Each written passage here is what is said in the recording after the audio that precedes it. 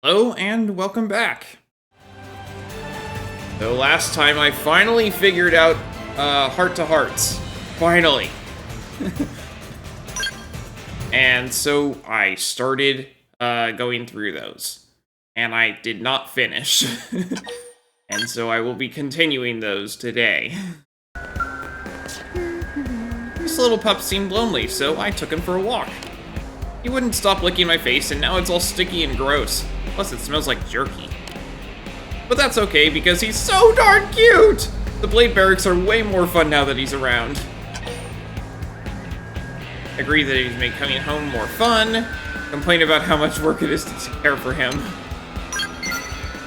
Yeah, and I think he loves being here. Have you seen how hard his little tail wags when you come home?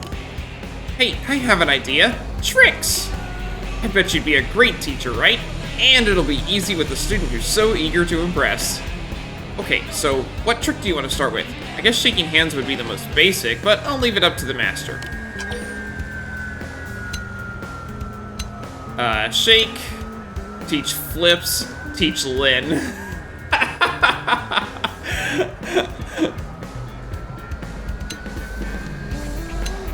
Okay, I want to take this one just because it's an option. Not me, the dog! Seriously? Is that how you think of me? Like I'm just some pet? This is unforgivable, Luke! Till you buy me a crate from Rosemoss, that is. Then I might be able to forget this ever happened. Old dogs and new tricks. Oh, that was hilarious. Alright, been late in the afternoon.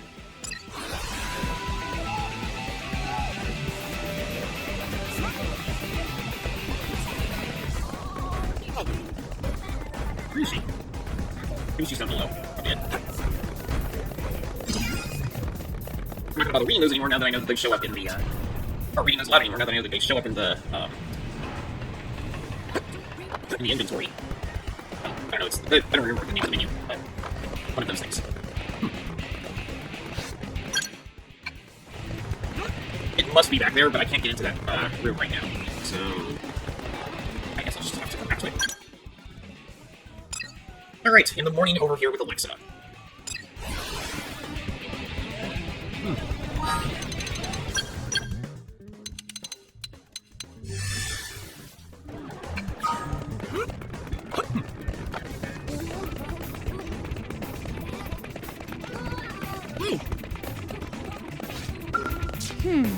They call these Skells yellow hammers. Okay, a mechanic named Matthew calls them that. And it hasn't really caught on at all, but it's still pretty cool. Apparently the two-wheel type is too underpowered for construction work, so they use a four-wheel model. In other respects, it's basically identical to the models used by Blade. But they painted a different color, and of course give it a bunch of industrial attachments. Still, if you remove the attachments and revert it to its initial configuration, you can equip it with Blade Skell weapons no sweat. Furthermore... Stop her before she says another word about Skells. Express admiration for Alexa's expertise in this topic. What? Oh, no, I'm really not that good at this stuff. I'm still learning, you know? I couldn't possibly keep up with any of the veteran mechanics. Still, I've enjoyed every single day since we landed here on Mira. Yes, we have a lot to learn. People get angry at me, lives are in danger, the Ganglion are a bunch of jerks, and blah blah blah. I get it. All that sucks. But I've never been this excited about anything before, and that drives me to work as hard as I can. Oh, whoops. I promised Tika that I'd help her test that new weapon after this. Now she'll be furious if I'm late.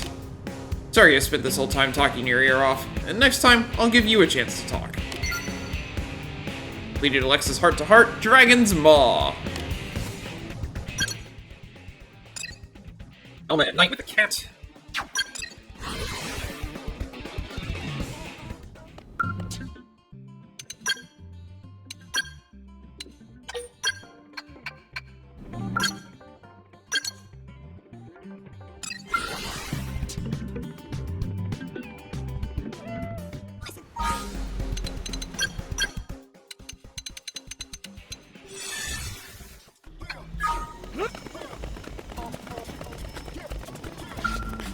What am I doing? I'm playing with this cat. I figured that was kind of obvious.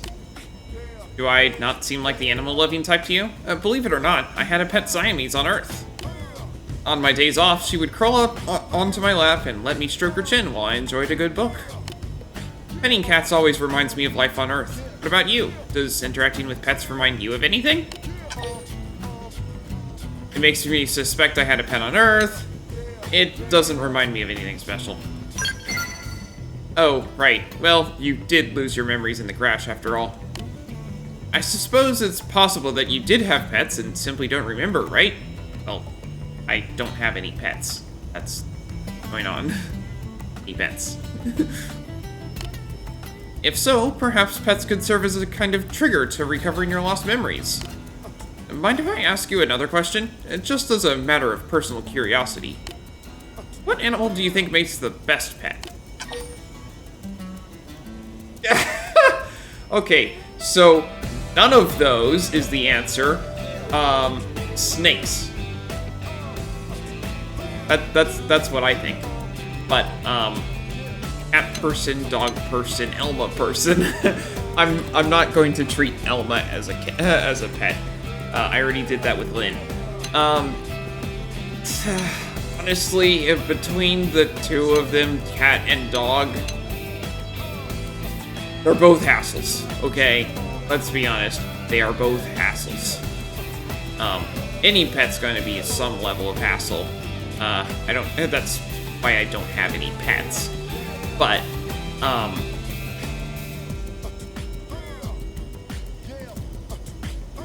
cats are more injurious to their owner. I've learned because my parents have gotten a cat since I moved out. Definitely more injurious to their owner. I'm gonna go with dog. That doesn't surprise me. You've always had a dog-like quality about you. Really? Okay. Oh, sorry, don't be mad. I know it sounds weird, but I mean it as praise, because as team leader, I appreciate all of your good-natured obedience. I hope I can continue to count on you loyally serving our team and coming to our rescue when necessary. Lady Elma's heart-to-heart petting zoo.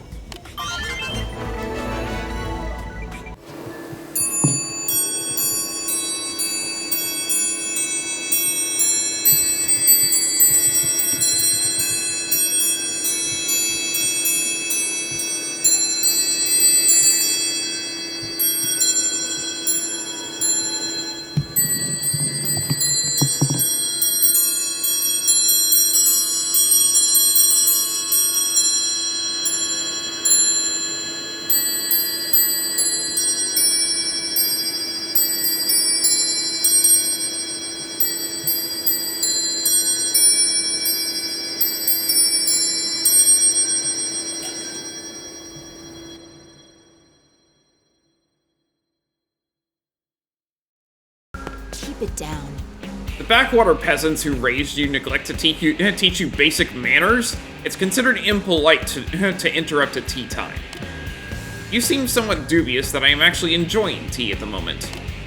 Well, I assure you, this is a fine cup of Ceylon tea, or as fine as any knockoff manufactured here in New LA, at least.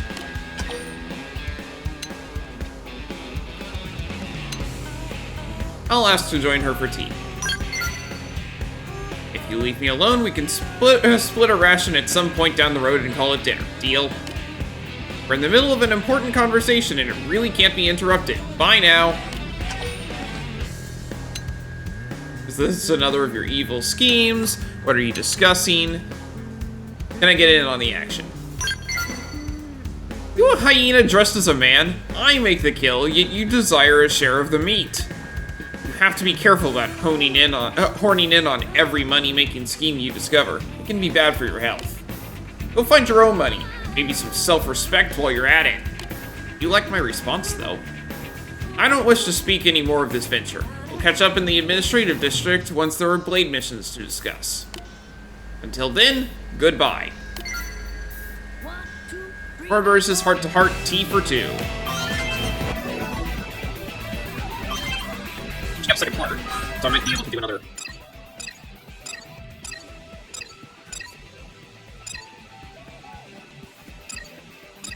we go. Night time over here. I've seen as much as I can do before I have to stick back to my party because I prefer to keep her now. Just because I've not had her in my party, and she's a really low class level.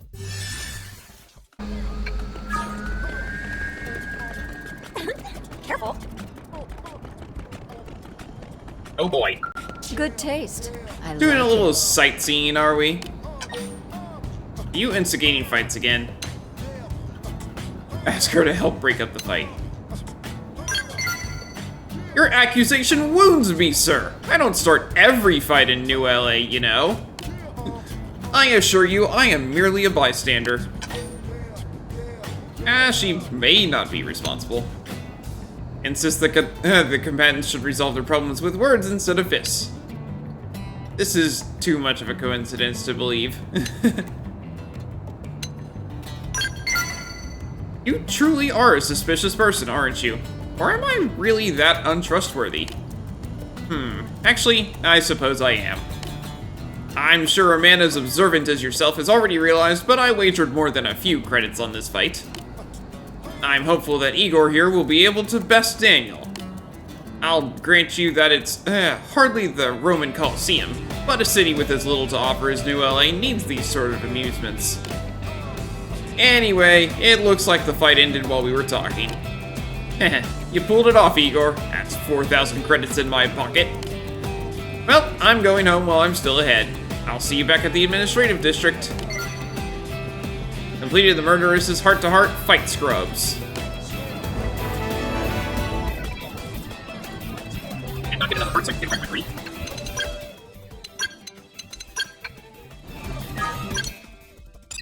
I'm in the morning.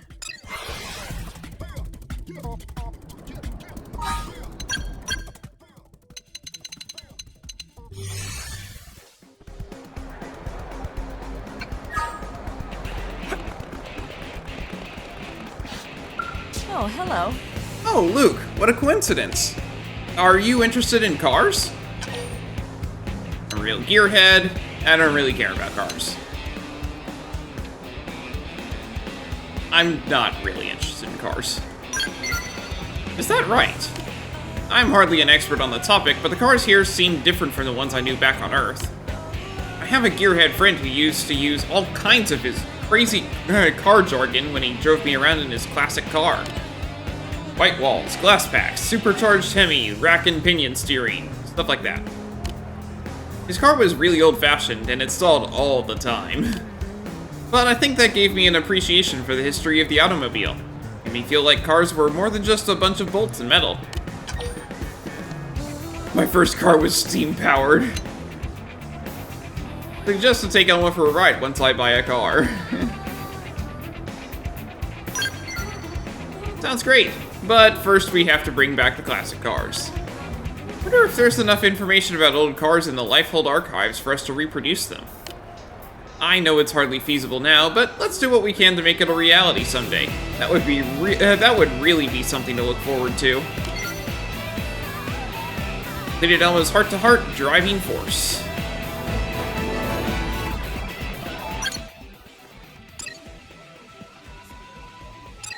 I have to complete chapter 6 for that. Chapter 9, 10. Okay. I can't access that. As far as I'm aware, anyway. I can try it again, I guess. I also might not have enough parts for.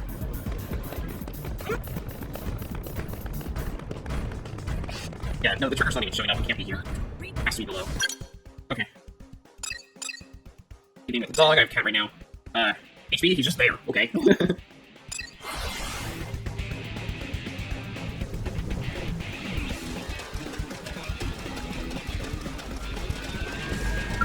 Let's see what you're capable of. Ah, Luke. Impeccable timing. Would you be so kind as to drag me out of here?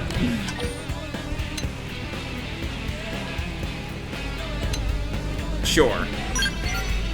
Your quick thinking never ceases to impress. Once again, I find myself being overzealously courted by a number of eager ladies. You'd think I'd be used to it by now, but I am most certainly not. Had I been satisfied living the life of your everyday Joe Pathfinder, I suppose I could have avoided this. But alas, this is the price one must pay to be the elitist of the elite. But I'm sure I'm not telling you anything you don't already know. As a fellow elite, you must struggle with this sort of thing yourself, yes? I imagine the good ladies of New LA must hound you relentlessly and without pause. Admit your popularity with the opposite sex, or be more accurate and say that doesn't really happen to me. I am dreadfully sorry to hear that. What could the people of NLA possibly be thinking? After all, there are other perfectly desirable people here besides myself. Yes, well, I fear this is no time for a leisurely discussion. You must drag me out of here at once. Please feel free to use as much force as you're comfortable with. Then it will be you whom the lady blamed for my abrupt departure, and not I. In this way, we can spare them a little bit of heartbreak, which is but the classy thing to do. I'll see that I make it up to you later. HP's heart to heart, a troubled man. Oh, I actually have to have him in my party. That's funny.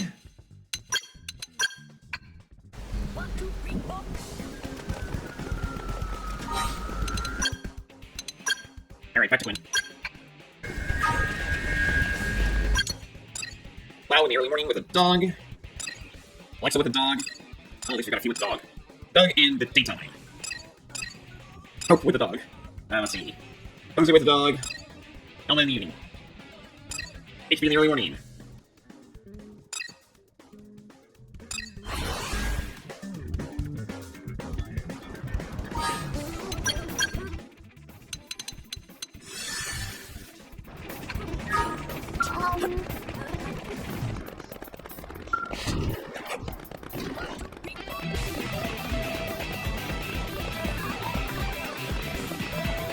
He's outside the building. Looks like it.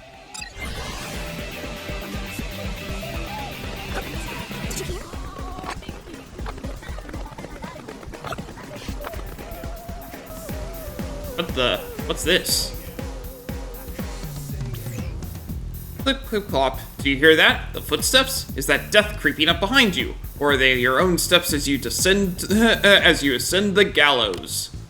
Either way, each step brings you closer to your own end. The end begins! Good morning. Good morning.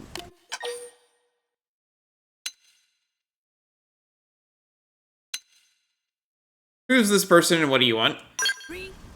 I am the Blood Lobster, a dead man who crawled his way up from the deepest, blackest pit of heck. But today, I'm also your guardian angel. But first, a game. Do you see that toy in front of you? Pick it up and throw it as far as you can. Hurry now. And if you don't, boom! Yeah! It's true, it's true. Listen to its heart if you don't believe me. Clip, clip, clop. Do you hear that? The footsteps? Is that death creeping up behind you? Or are they your own steps as you ascend the gallows? I'll just throw it as far as I can.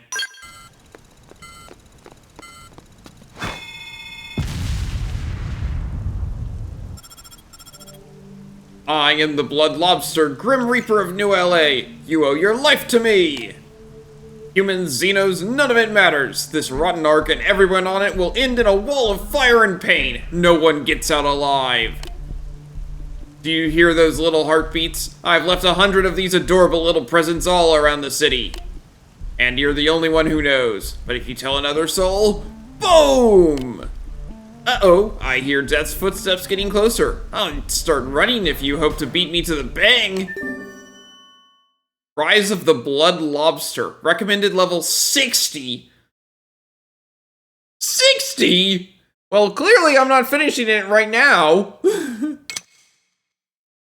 There are 99 other stuffed lobsters. Okay, well, I'll be getting back to this, or I'll just sort of be grabbing this as I go through the rest of the game, apparently. As long as you're you, Luke, the countdown will not stop. Now run, run and suffer, dance to the mad tune of your own inexorable failure. Yeah! Well, I'm sure it's not really on a timer. The entire rest of the game has not been on a timer. Ah, I almost forgot to mention something important. I left some of my feisty little babies in places that can only be reached with a Skell. Okay, so I literally cannot finish it right now. Thanks. If you don't have one yet, it's time to pull up those grown-up pants and get clearance from that idiot commander of yours. That's all for now. The next thing you hear from me will be boom! Kya-ha-ha-ha-ha! Don't keep my little babies waiting. Tick-tock, tick-tock.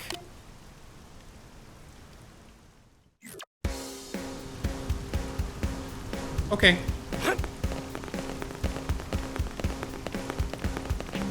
Oh, hello, HB.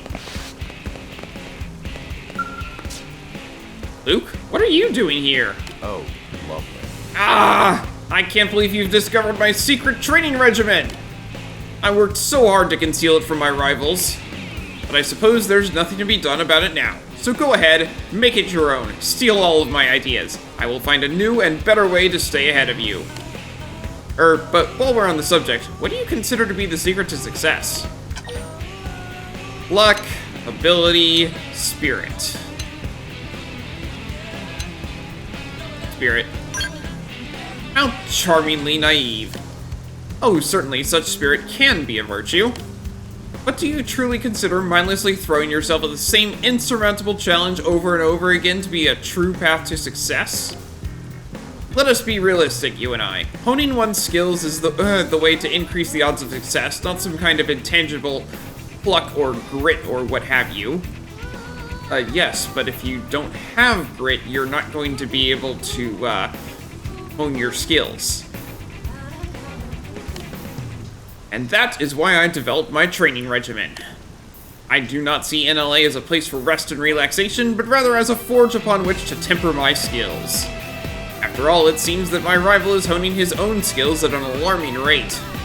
Therefore, I must work all the harder to compensate. And now that I have spilled forth my secret, tell me, what is yours?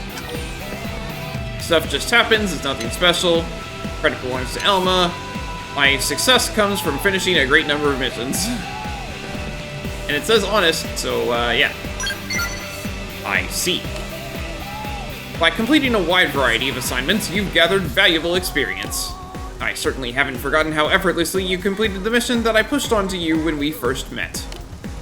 Perhaps I merely need more experience to bring out the strength that lies within me. Your advice is appreciated. It seems I have outgrown my special training regimen. From now on, I will accept more missions in order to keep pace with my rival. I will begin by engaging in 10 assignments simultaneously, then work my way up from there. Farewell for now. Heart to heart, a diligent man. Let's see if there's any more lobsters over here. The lobsters are everywhere. I mean, there's 99 of them. There have to be.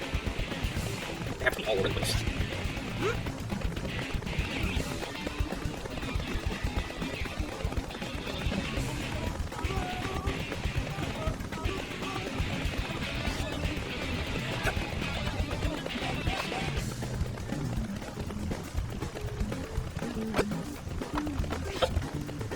Oh no, it's just the right.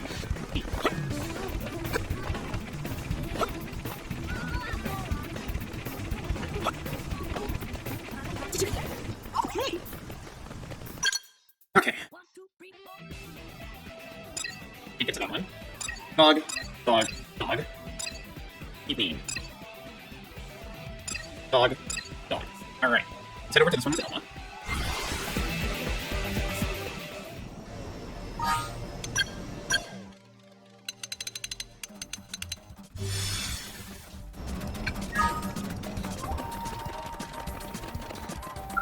Look who it is. What are you doing here, Luke? You must enjoy this place as much as I do, huh? It's a beautiful sight, isn't it? So what's catching your eye today? Watching the Manon savor their pizza, entranced by the beautiful light, watching the xenoforms interact peacefully. I'm gonna go with the light. Ah, indeed. I'm sure the Manon don't give it a second thought, but it certainly is beautiful. Did you know that this light is the power source for this entire vessel? It's some sort of perpetual motion machine that doesn't produce a very high energy output, but it is both perfectly safe and completely clean. I doubt humanity has the technological capacity to pull off anything like it, at least not yet. But I'm sure it'll be available to us someday. Fandom has been practically salivating at the thought. This light is to the Manon what fire is to humanity. And like fire, one day it won't seem special at all. It'll just be a part of our world that we take for granted.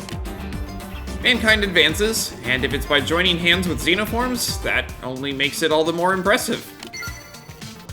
Citadel's Heart-to-Heart Friendship Treatise.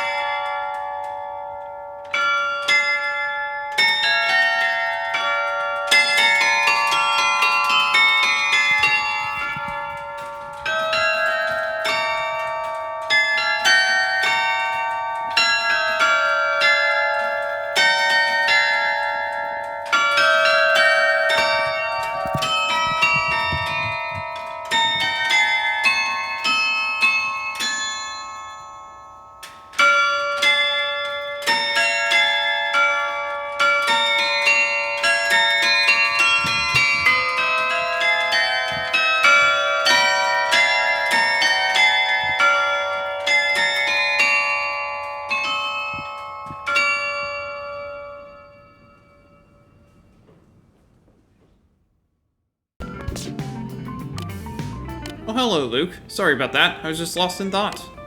Or maybe it's more accurate to say that I was getting a bit sentimental. When exactly did this place become my home? When did I grow to love it so? So many unexpected things have happened, you know? And yet, humanity has begun to lay down roots on this planet in spite of it all. I don't know. Maybe that's why I feel like my perceptions have changed a little. When I finish a mission and return to the barracks, it really feels like I'm coming home. I'll say I feel the same way. It makes me happy to hear that. Did you know that our floor is unique within the Blade Barracks? Our quarters are larger than those of the other teams, and it also comes with the biggest kitchen. I've been blessed to be able to share them only with people I trust completely. Nagi and Vandam even allowed me to bring Lin and Tatsu in here, despite her age and his, well, him. It was good of them to make all that happen. Assume it's due to her rank as a colonel. Ask why she was given special treatment. And that's actually a bit tricky. Perhaps once we've secured the Lifehold core, I can take the time to do the explanation justice. Besides, this is no time to reminisce about the past.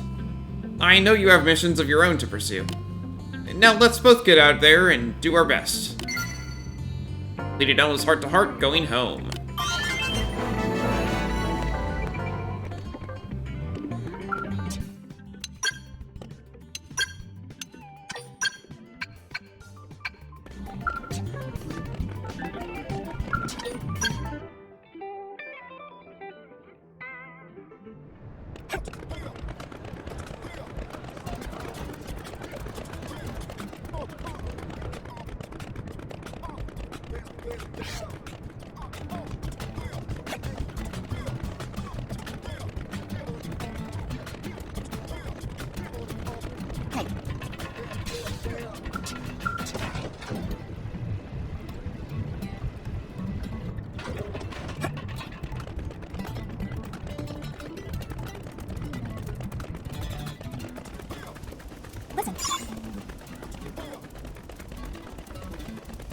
I'm gonna grab this lobster and then go down to the first part.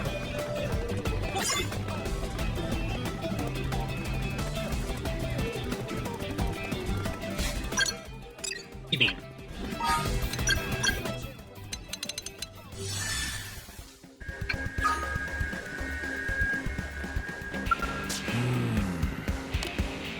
I've just had a revelation while looking at this dog. Do you hear me out? Despite the valiant effort of the Interceptors Division, Indigens remain as persistent a threat as ever. The gates of New LA have stood strong so far, but they are by no means impregnable. You know the dog guardian statues of the East? I think we should install one on either side of the gates, thereby warding off beasts with the Buddha's power.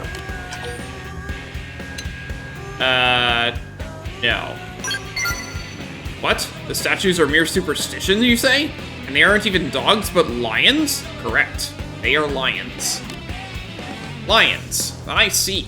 Well, I suppose placing lions at defensively significant locations is equally inspired. Truly, the mysticism of the East is beyond compare.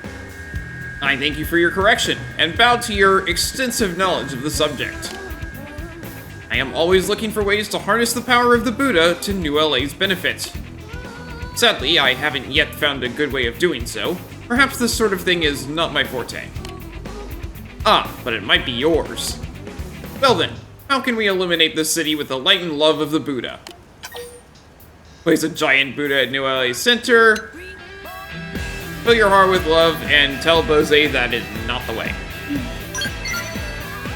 Oh, just now as the light cast a halo behind you, I saw a vision of the Buddha upon your face. But of course, that's my answer. The Buddha's path is not about physical things, it's about finding enlightenment within each of us. What a fool I've been! We never needed such things as lions and dogs and statues. Thank you. I will remember this teaching of the Buddha forever, and use it to protect New LA by pulverizing all who would stand against us. And I'll be counting on you to watch over me with that uncanny Buddha-like gaze. Okay then. Completed his heart-to-heart, garbled guardians. It's worth noting the Shinto lion dogs are just because the Japanese didn't know what a lion was, as far as anyone can tell.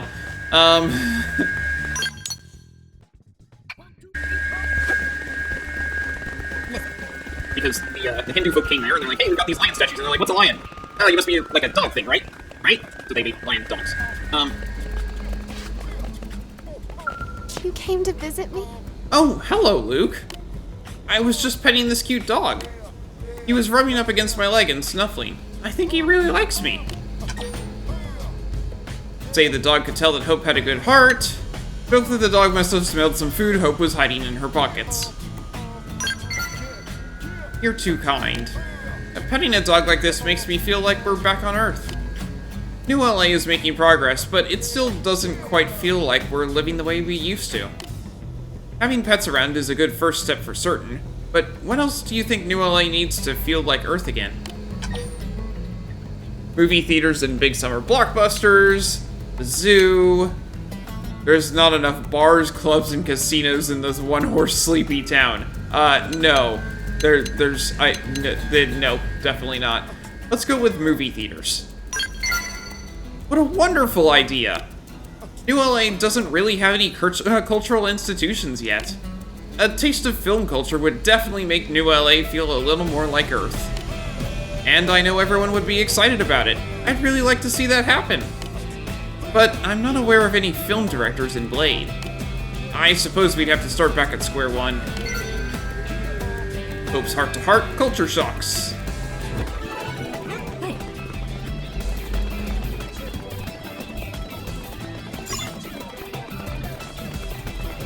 Oh, there's another one over there, isn't there? You can see the red.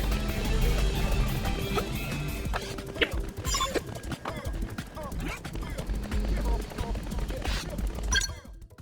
Daytime. This probably counts. Yep. Hey, what are you doing? Hey, Luke! You see what's going on over there? Those folks on the tennis court are doing everything completely wrong. Tennis isn't a balancing competition, you know? So what's everyone getting all excited about? Doug should teach them the right way to play, explore the merits of Xenoform's ways. Just teach them the right way to play. Nope, nope, nope, nope, not gonna happen. If I start teaching them how to play, they'll be all over me. There'll be no end to it.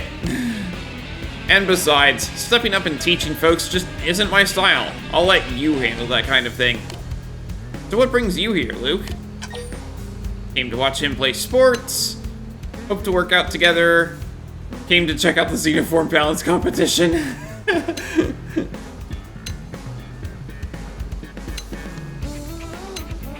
I'll go with came to watch.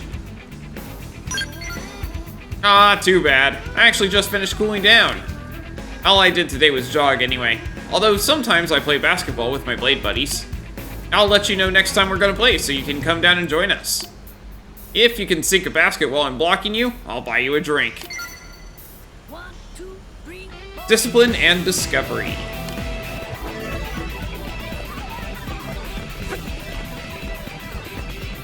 Oh, Alex is here. Here's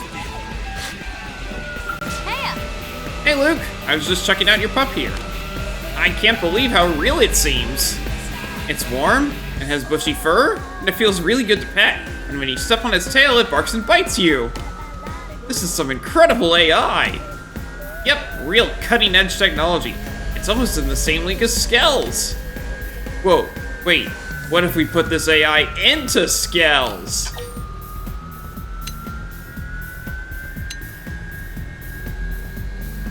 No, you probably shouldn't. Oh, sorry, I just did it again, huh? Tika's on me about this all the time, you know? She says I'm only allowed to bring up the topic of Skell's 5 times per day. Sometimes even I'm surprised about how obsessed I am with the little buggers.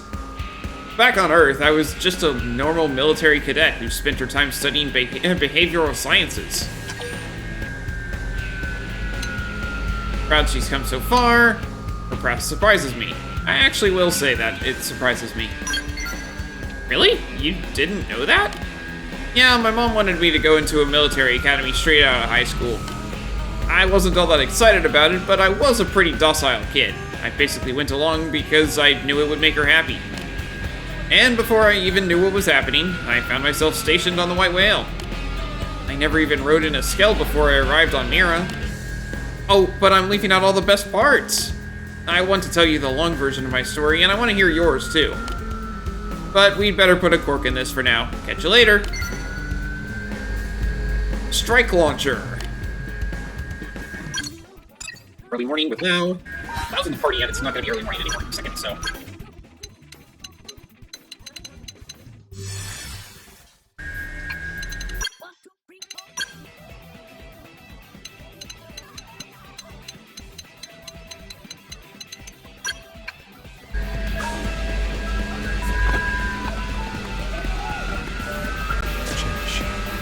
Hey there, Luke.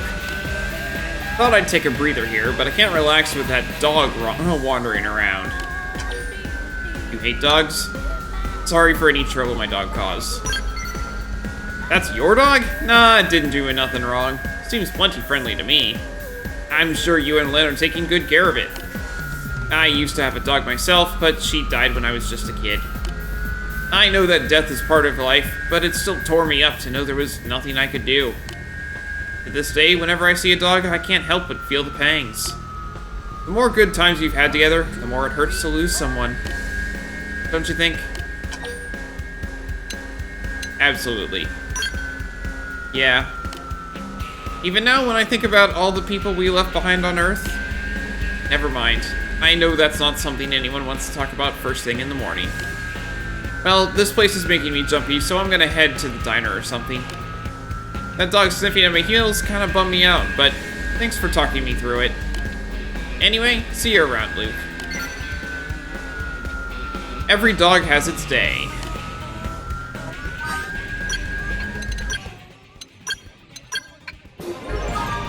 Oh, hello, Tortoise! Thanks for the raid! How are you enjoying Monster Hunter?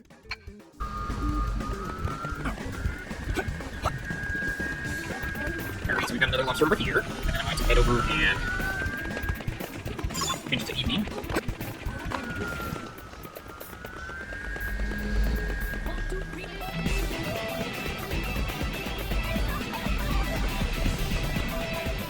Any monsters in the park? No. Well, that's not really a park anyway, but... Also, arenas and party into that. Okay. System, each time. Yeah, I'm just doing tons of purple hearts because I finally figured out how they work. That's what I've been doing the entire time so far today. Luke, just who I wanted to see. That dog of yours was wandering around, so I tried to bring him back to your place. But then he started barking and growling at me like some kind of mad indigent. What the heck is wrong with that mutt? Sorry for not training him better. You've made the dog feel threatened. I made him feel threatened? I didn't do anything! I just approached him as slowly as I could and tried to gently put my hand on one of his little ears. Oh, forget it. I just wish I could handle dogs the way you and Lynn do. You gotta teach me the trick. I mean, I'm an interceptor who squares off against indigents all day, you know? It can't be that hard. If I knew your trick, I'm sure I could win over at least one of the dogs in the city. Charge right at the dog while screaming loudly. No. Lower her guard and reveal her true self. Woo the dog with food. Okay. I like how it says bribery. I'll just give it the rest of my ration. Here you go, buddy. One dense, flavorless nutrient bar. It doesn't smell very good, or taste good actually, but it is full of minerals and junk. He won't even touch it, and I think he actually hates me more than he did before. I'm never gonna be able to pet a dog. I just want to cuddle a pet once in my life. Is that too much to ask? Dogged obsession.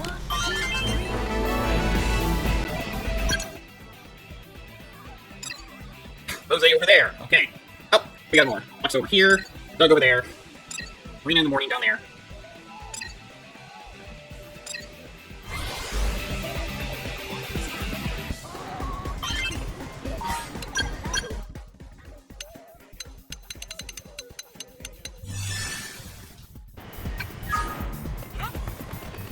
Unbelievable.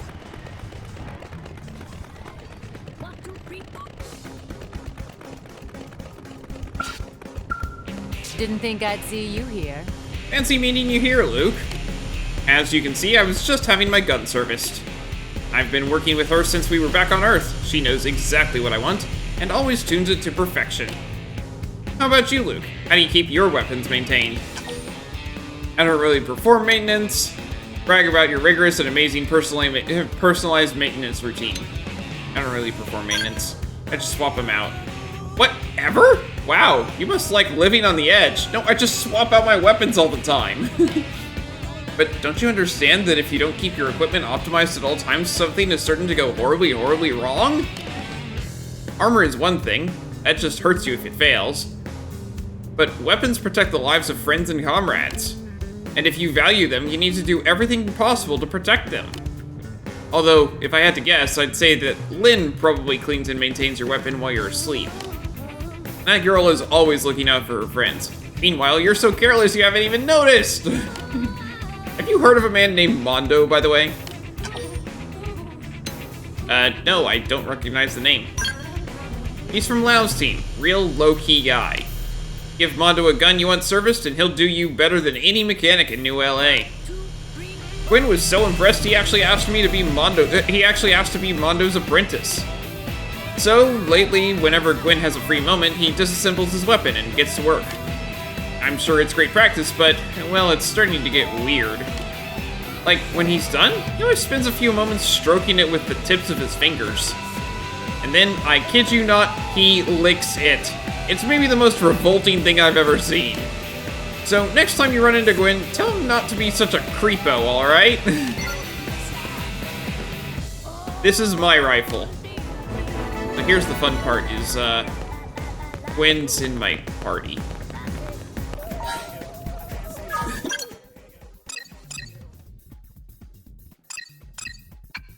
It's showing up as being on a different level while I'm down here. So maybe it is up on this floor. But I thought I changed it to the afternoon. Maybe I don't have required, Affinity 3? Yeah, I thought I'm Affinity 3, right?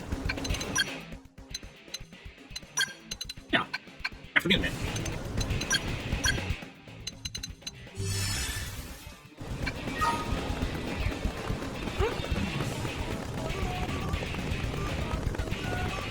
Oh, is she up top? I bet she's up top. Yeah, she is. Hello, Lynn. Luke, you're just in time. You have to save me! These women are fawning all over me and I don't know what to do! Accept their adoration with grace. Join in and begin fawning over Lynn. Tell the women to go away and stop bothering Lynn. Accept their adoration with grace. Hey, don't get me wrong, I'm grateful for the attention. I really am. I mean, they invite me out for cake, they ask me to go on picnics.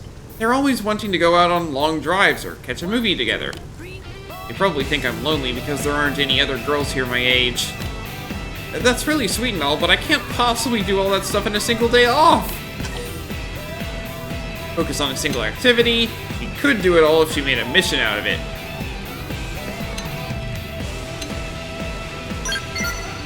Hey, not a bad idea. I like the way you think.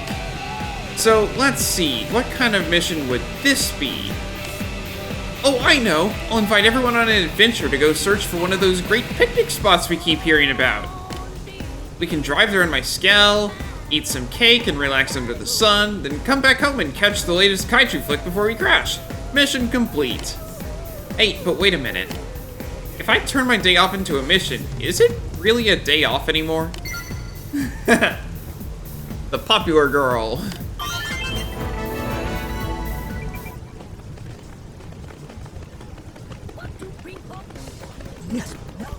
Any monsters up here? Looks like no. Damn it. Listen. Really? Yeah, I'm not seeing any monsters. Oh, there's one. Just speaking. Wait.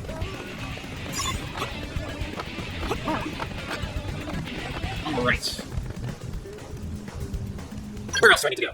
There's so many heart-to-hearts. Alright, so we got Boozy over there. Oh, we got another one with Lynn.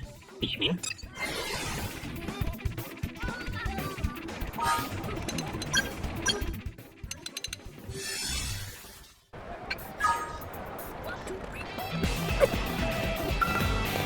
What should I make? Hey Luke, how's it going? I was just about to go shopping to get ready for dinner. What do you feel like eating tonight? I'll take care of dinner tonight. Take Lynn clothes shopping with me first. Just cook up Tatsu already.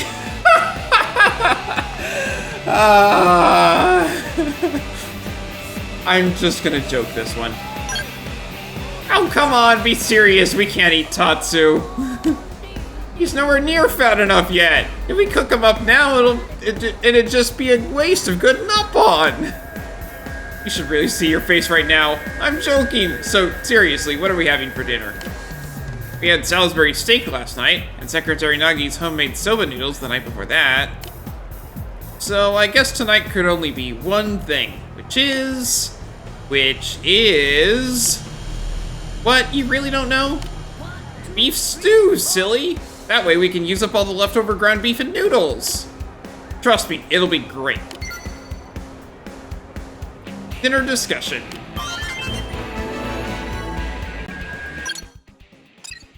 Doug over there. Lex over there. Okay.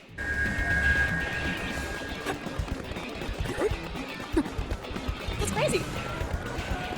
Listen. Oh, hey. Good.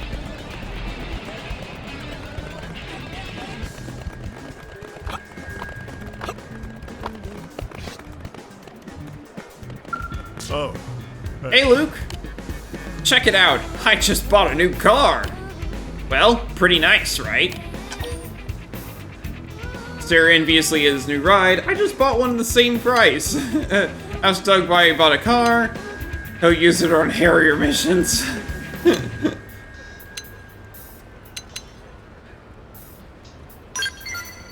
Are you serious? If I took this thing outside of New LA, it'd be a pile of scrap within about 5 minutes. It's a great car and all, but I'll stick with Skells when I'm on the job. So what kind of car would you want to buy? High performance 2-passenger car, large sport utility vehicle, a big bus that seats 40 with a huge wheel. Yeah, it's not my cup of tea, but I can see where you're coming from. With 4-wheel drive, you could probably take Elma and Lynn off-roading on the plains of Primordia. Of course, the Indigents would reduce it to scrap within 10 minutes, but it would be a fun 10 minutes. And it's kind of interesting how you can tell so much about someone's personality from the car they want to drive. I bet Lau used to drive an SUV. He probably used it to go camping with his family. I wish we still lived in a peaceful world like that, but I imagine we won't be back there for a long time. Well, at least I can still enjoy a brief drive during my breaks. Anyway, take care, Luke. Pastimes and Pride.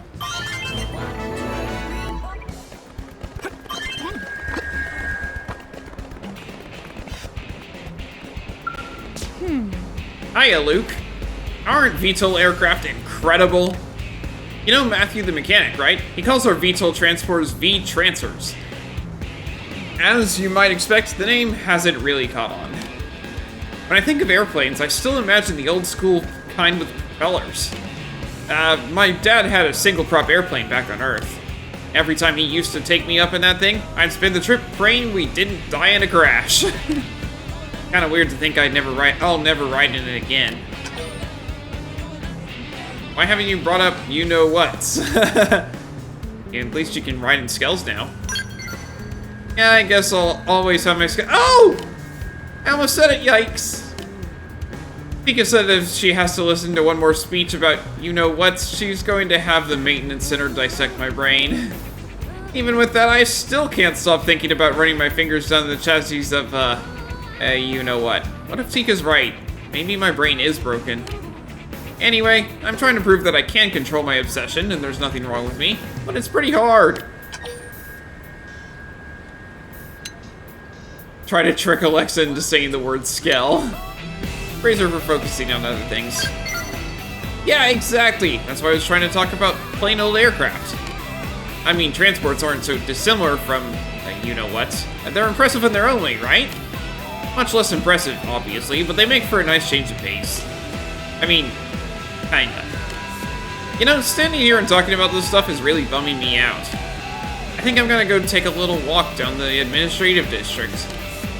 And just to get some fresh air, mind you. Not so I can look at any, you-know-whats out of the corner of my eye. Meteor launcher! What else we got? Okay, Cloud at night. Goes over there. Okay, just 2 more, maybe. 1, 2, 3, 4. Oh, hello.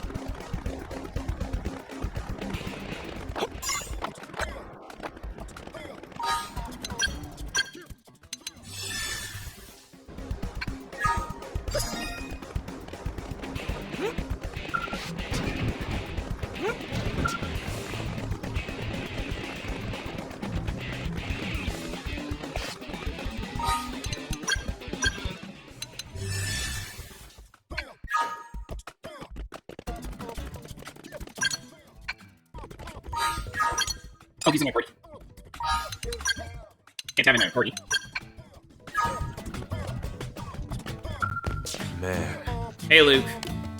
I was just trying to drill some combat skills into Shingo. We Pathfinders might not be a combat-first kind of outfit, but it's not like the Ganglion and the Indigents just leave us alone. And when we do run into trouble, I'd like him to be able to defend himself without having to rely on Sidon or Mondo all the time. Shingo's a pretty fast learner, he just lacks experience. How would you train him if he was one of yours? Brutal regimen with no room for failure. Guide him with positive reinforcement. So that's really how you train people? I suppose I'd better positively reinforce the crap out of him then. I mean, he's going to be my teammate as well as my student, right? Probably best I don't break the poor kid. But what happens if Shingo gets separated from the team?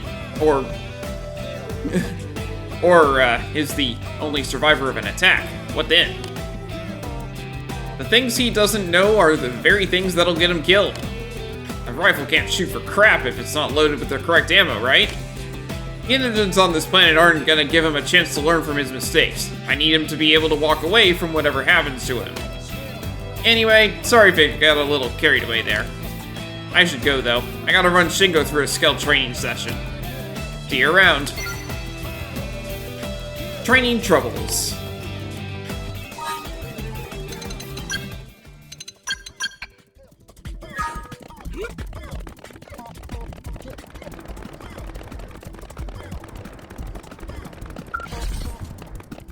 There's some more area. Yeah, there's more door. That's nice.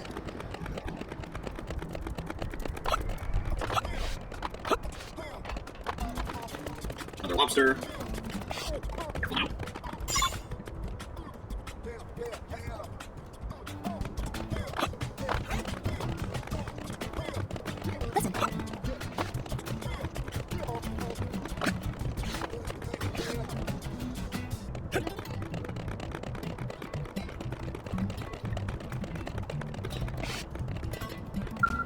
cuts! Hello, Luke. I've just been straightening out a ne'er-do-well. He performed no useful function for New LA, yet complains about his lot in life constantly. Therefore, I took it upon myself to set him straight. At the end of my lecture, the young hoodlum attempted to tackle me. I was pleased to see he still had some spirit, but the follow-through was quite lacking. If he continues to scorn the duties that have been assigned to him, then something must be done. I'm considering taking him outside the city on a blade assignment that demonstrates the life or death stakes we're dealing with. What do you think? At the very least, it should give him a renewed appreciation for what it means to live within the high walls of New LA. I'm worried you'll get the man killed. Belay such fears. I will look after him. I believe he needs to stand in another man's shoes to learn who he himself is. His incessant indolence and discontent are born of a belief that he lacks the power to effect change. There are many ways a New LA citizen can contribute without ever setting foot on a field of battle. It's all about spirit. If we can find a way to get through to him, I believe he can change. The moment I berated him was the moment I accepted him as a student. So then, what would you consider to be an appropriate first assignment for this delinquent? Send him out to defeat a tyrant, send him out to gather collectibles, send him out to maintain order in New LA.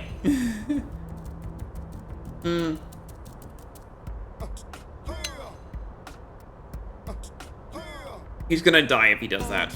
I'll go with this one. That just might be the perfect mission. It's relatively safe, and can be accomplished fairly close to New LA. That would give him a means to escape from any indigent he couldn't handle. Well, I'm going to bring him to the maintenance center. If the good doctors are able to patch him up, he'll begin his blade assignment at once. I cannot wait to meet the man he's about to become. Jose's heart-to-heart, mastering self.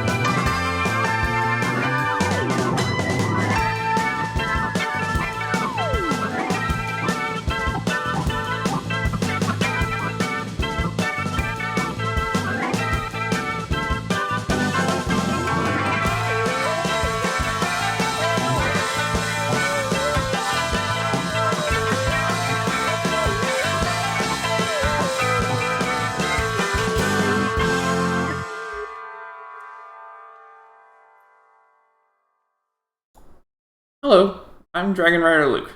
I'm a Christian streamer, and I'm always up for a friendly chat about my faith. I also think that it's important that people read or hear the Word of God frequently, so the next 5 minutes or so will be a chapter from the Bible. Judges 1. After the death of Joshua, the Israelites asked the Lord, "Who of us is to go up first to fight against the Canaanites?" The Lord answered, "Judah shall go up. I have given the land into their hands." The men of Judah then said to the Simeonites, their fellow Israelites, "Come up with us into the territory allotted to us, to fight against the Canaanites. We in turn will go with you into yours." So the Simeonites went with them. When Judah attacked, the Lord gave the Canaanites and Perizzites into their hands, and they struck down 10,000 men at Bezek. It was there that they found Adoni-Bezek and fought against him, putting to rout the Canaanites and the Perizzites. Adoni-Bezek fled, but they chased him and caught him, and cut off his thumbs and big toes. Then Adoni-Bezek said, 70 kings with their thumbs and big toes cut off have picked up scraps under my table. Now God has paid me back for what I did to them. They brought him to Jerusalem, and he died there. The men of Judah attacked Jerusalem also and took it. They put the city to the sword and set it on fire. After that, Judah went down to fight against the Canaanites living in the hill country, the Negev, and the western foothills. They advanced against the Canaanites living in Hebron, formerly called Kiriath Arba, and defeated Sheshai, Ahiman, and Talmai. From there, they advanced against the people living in Debir, formerly called Kiriath Sefer. And Caleb said, "I will give my daughter Aksa in marriage to the man who attacks and captures Kiriath Sefer." Othniel, son of Kenaz, Caleb's younger brother, took it, so Caleb gave his daughter Aksa to him in marriage.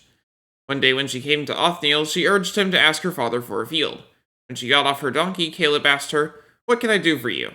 She replied, "Do me a special favor. Since you have given me land in the Negev, give me also springs of water." So Caleb gave her the upper and lower springs. The descendants of Moses' father-in-law, the Kenite, went up from the city of palms with the people of Judah to live among the inhabitants of the desert of Judah in the Negev near Arad. Then the men of Judah went with the Simeonites to their fellow Israelites and attacked the Canaanites living in Zephath, and they totally destroyed the city. Therefore it was called Hormah. Judah also took Gaza, Ashkelon, and Ekron, each city with its territory. The Lord was with the men of Judah. They took possession of the hill country, but they were unable to drive the people from the plains, because they had chariots fitted with iron. As Moses had promised, Hebron was given to Caleb, who drove from it the 3 sons of Anak. The Benjamites, however, did not drive out the Jebusites who were living in Jerusalem. To this day, the Jebusites live there with the Benjamites. Now the tribes of Joseph attacked Bethel, and the Lord was with them. When they sent men to spy out Bethel, formerly called Luz, the spies saw a man coming out of the city, and they said to him, "Show us how to get into the city, and we will see that you are treated well." So he showed them, and they put the city to the sword, but spared the man and his whole family. He then went to the land of the Hittites, where he built a city and called it Luz, which is its name to this day. But Manasseh did not drive out the people of Bethshan, or Tanakh, or Dor, or Ibleam, or Megiddo, and their surrounding settlements, for the Canaanites were determined to live in that land. When Israel became strong, they pressed the Canaanites into forced labor, but never drove them out completely. Nor did Ephraim drive out the Canaanites living in Gezer, but the Canaanites continued to live there among them. Neither did Zebulun drive out the Canaanites living in Kitron or Nahalal, so these Canaanites lived among them, but Zebulun did subject them to forced labor. Nor did Asher drive out those living in Akko or Sidon or Alab or Aksib or Helba or Aphek or Rehob. The Asherites lived among the Canaanite inhabitants of the land because they did not drive them out. Neither did Naphtali drive out those living in Beth Shemesh or Beth Anath, but the Naphtalites too lived among the Canaanite inhabitants of the land, and those living in Beth Shemesh and Beth Anath became forced laborers for them. The Amorites confined the Danites to the hill country, not allowing them to come down into the plain, and the Amorites were determined also to hold out in Mount Heres, Aijalon, and Shalbim. But when the power of the tribes of Joseph increased, they too were pressed into forced labor. The boundary of the Amorites was from Scorpion Pass to Selah and beyond. May God bless the reading of his word. Primary destinations, Noctilum and Oblivia. Mr. Mustache is here. Right. Got a new mission for you. Tatsu happy to take request under consideration. After dinner. Down, turnip. The commander's here to talk important business. This doesn't have anything to do with you, okay? Well, actually it does. In fact, Hash Brown here is the linchpin to this assignment. That's rare. A mission that relies on Tatsu? What's the job? Basically, we want him to act as an emissary for us. Commissary? Sound delicious! Tatsu accept! He's not talking about food, dummy. It means to represent us to some other group, to act as an ambassador on our behalf. Aha! So friends choose Tatsu as most charming and attractive example of new LA residents. Well, mostly it's because we need to talk with your mama. Ah, okay. This is just for the Nopon? Hey, now, don't sell those little critters short. The Nopon would make a crucial strategic ally. Because they're a powerful economic force. Because they're so cute. Exactly. They deal in materials from well outside our reach, and they trade with other races we don't. Not to mention their caravans bring in all kinds of news and info that we don't have access to here in NLA. It's true, they're skilled merchants. I'm sure sooner or later we'll need their cooperation if we want to build a unified Mirran society. That's right. We can use all the know-how they have from interacting with the different tribes to keep everyone together.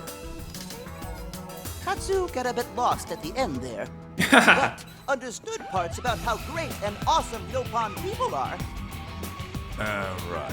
Anyway, we'd be happy to host any Nopon inclined to move to New LA. And we'd like you to be the one to propose this new alliance. Understand?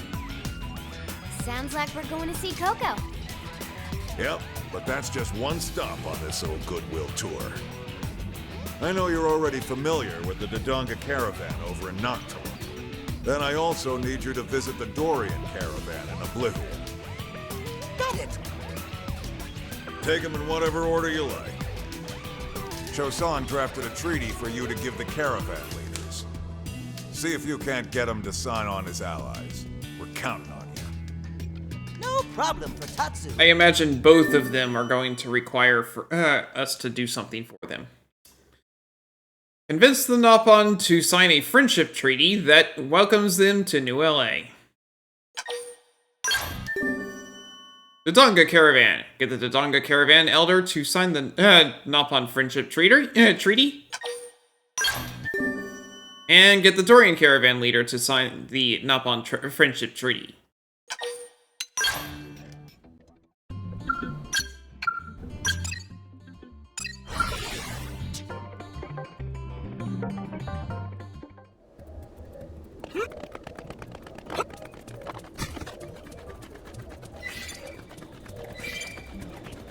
Over an hour and a half into stream, and I'm finally going outside of New LA. So many art cards.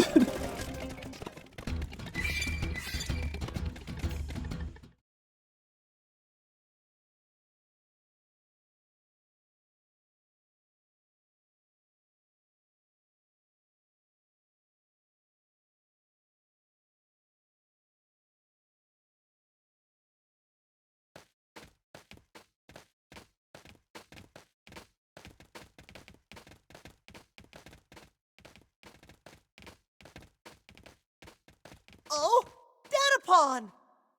Are we doing this again? Datapon! Datapon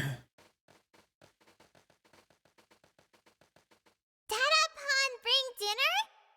Datapon have presents? Hold on, little Pon. Calm down.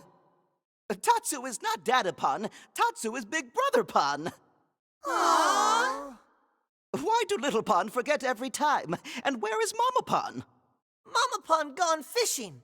Mama Pond left 3 days ago, but Mama Pond's still gone. Oh, that's a problem. Big Brother Pond bring dinner? Big Brother Pond bring fishy? Wait, Little Pon say Mama Pon is gone 3 days? Who goes fishing for 3 days? This happened with Mama Pan before? No, never. This first time. Oh no! Well, then where is Friends, she? Tatsu must hurry and find Mama Pan.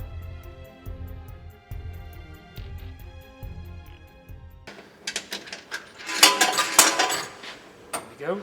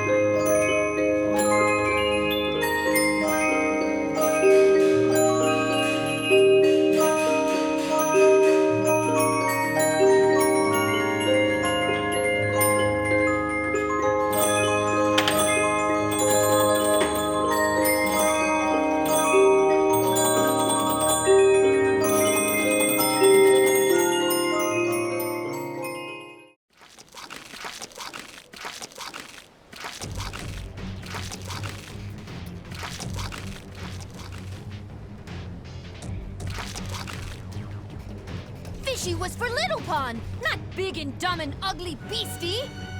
Now Coco feed them you instead.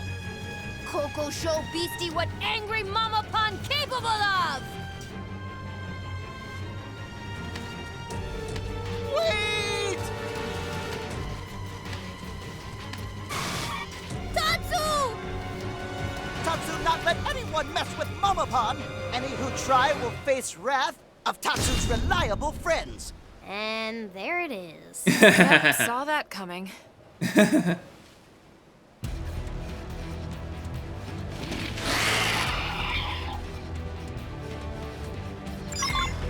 Tatsu's reliable friends. Open fire! Got it in sight! First down! Side splash! Magnum Edge! Arctic Core! Balance Breaker! Rising Flare! Back slash! Beam Barrage!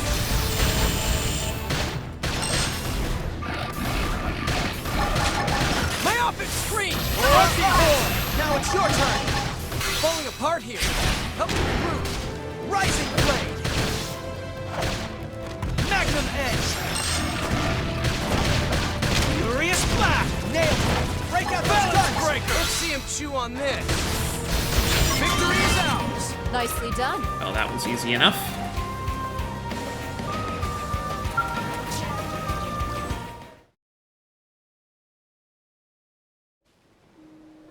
Mama Pan! Tatsu! Thank you. Friend saved life of Coco. Mama Pan, what happened to Big Fish for Little Pan? Ah, yes. Well, it became snack for ugly critter friends just pounded. Oh, what will Little Pan eat? Why, ugly critter, of course. Now be good Tatsu and help Mama Pan carry it home. How? Note that mothers are nothing to mess with. Admire how tasty the indigent looks. No kidding. We probably didn't even need to help. Tatsu, didn't Commander Vandam have something for you to ask? Tatsu almost completely forget. Mama Pan, Mustache Man and rest of New LA have request for Dodonga Caravan. They want Mama Pan to sign treaty brought by emissary. Meaty bought by cemetery? He's referring to an agreement that our city and your caravan would become allies, Coco. Oh ho!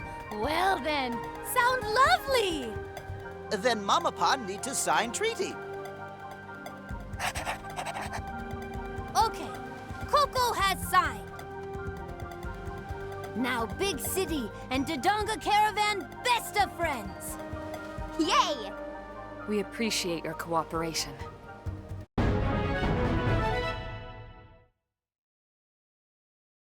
The Nopon Friendship Treaty has been signed by the Dodonga Caravan.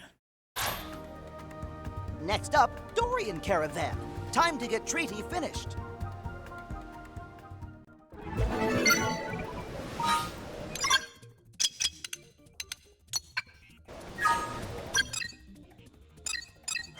I've already been there. That will help a lot in trekking.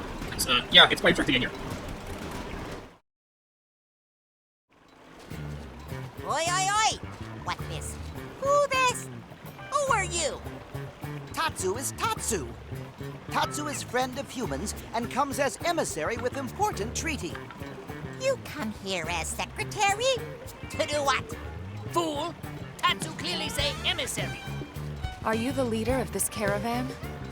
Oi, yes! Mujiji is dashing and handsome head honcho of Dorian Caravan. Mujiji Hancho, mustache man from New LA, want Dorian Caravan to sign treaty.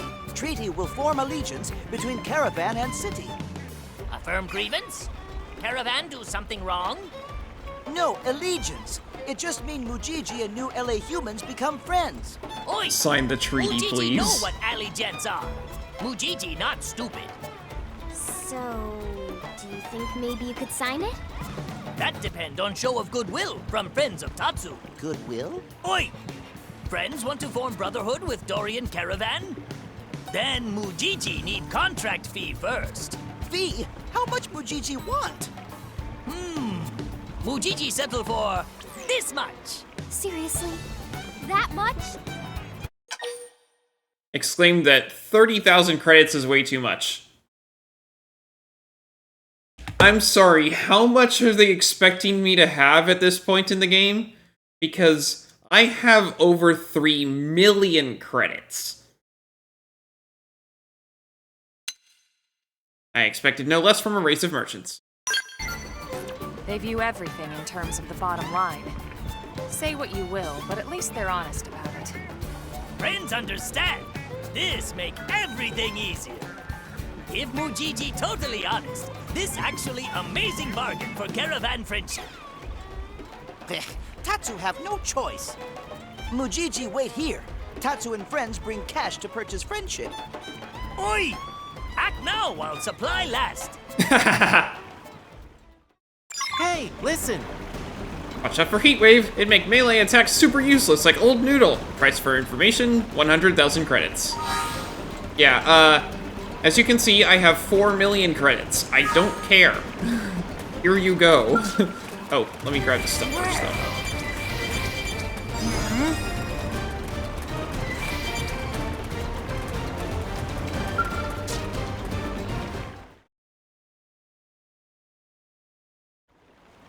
Friends bring contract fee? Give Mujiji the 30,000 credits. Yes! Payday! Whole caravan get loopy on pollen orbs tonight! All the fluff shrooms we can eat! Joining Mujiji Caravan was best idea ever. Oi! Mujiji said so, right? Yes. Good work, friends. Mujiji happy to sign treaty now. All signed. Well, that was easy. Yay! We bought friendship! Thanks for your cooperation. Now Dorian Caravan and Big City are brothers. If Caravan in trouble, friends make sure to come to help. The Nopon Friendship Treaty has been signed by the Dorian Caravan. That complete crucial and important mission. Now we report back to Mustache Man.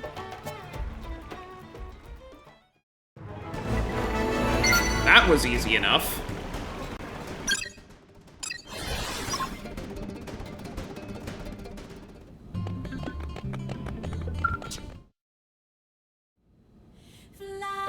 Nice work, Elma. I knew you could pull it off.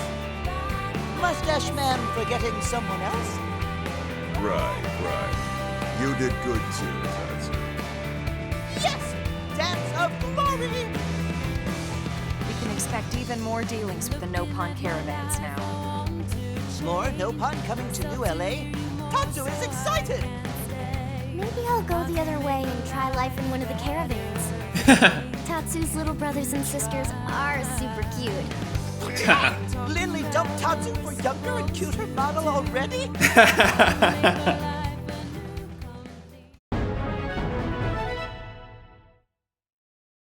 The Nopon Friendship Treaty has been signed, and Nopon are now arriving in New LA.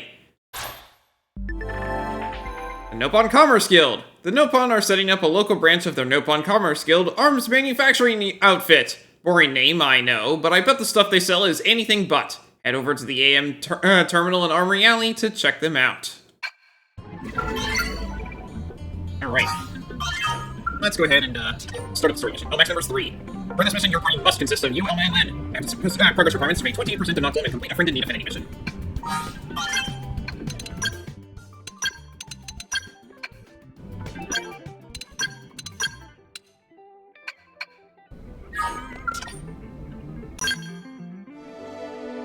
Chapter 6, Dark Matters.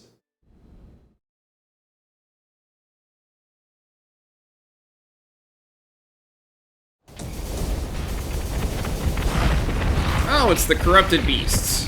Yay. Don't just stand there. Push back. We can't let them get close.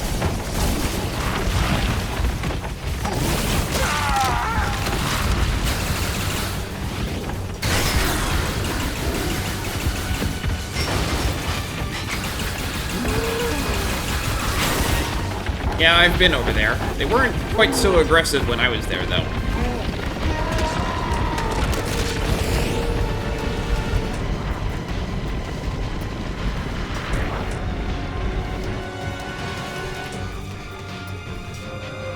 Ganglion Flagship.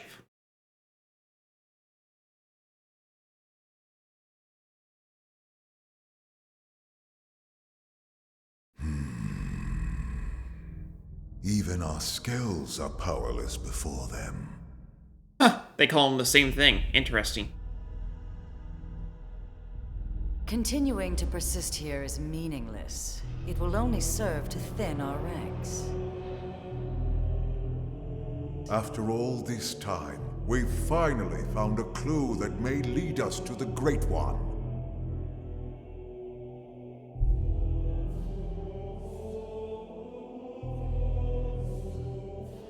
With respect, the phenomenon space surrounding this planet is only 800 exodents in diameter. 3 days at light speed is more than enough to scour it thoroughly. If the Great One or the Samar Federation homeland were here, don't you think we would have found something by now? It's one thing to engage the enemy all the way out near that forsaken chunk of rock they call Earth. But then to be swallowed up by that strange light and dumped off here in this primordial hellhole? Are we cursed? And trapped with humans of all things. Oh, they were trapped here and they didn't even want to follow us. Interesting. I'd believe them. All the more reason to persist. We must retrieve it if we ever hope to escape the confines of this phenomenon. Grandmaster Luxor. Speak. I bring news.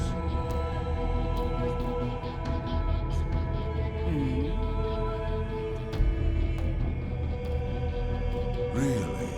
And he can be trusted? Most interesting. Yes, a most interesting proposal indeed.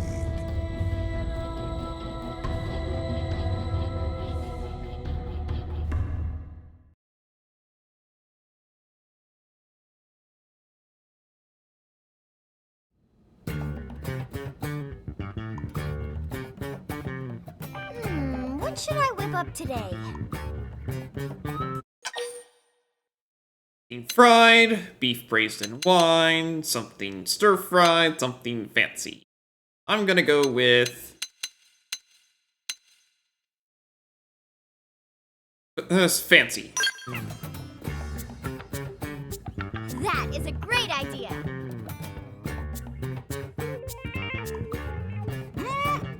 Delicious! Thank you, Lindley. Is Lindley cooking something else now? Tatsu can't possibly eat any more corn. Don't worry, this is something new. One of Earth's great delicacies, foie gras. Foie grub? Foie grub sounds delicious. Maybe Tatsu tries some when Linley finished cooking. Can Tatsu help? Actually, you can. In fact, I can't make it without you. Oh no. Really? What this time? One little favor. I don't even know what foie gras is. What can Tatsu provide for Chef Linley? Your liver. Oh, it's liver. Tatsu is here to serve, not be served, Linley. Oh, just remembered. I have goose liver. Linley did that on purpose. Linley is vicious and nasty. All right, everyone, dig in.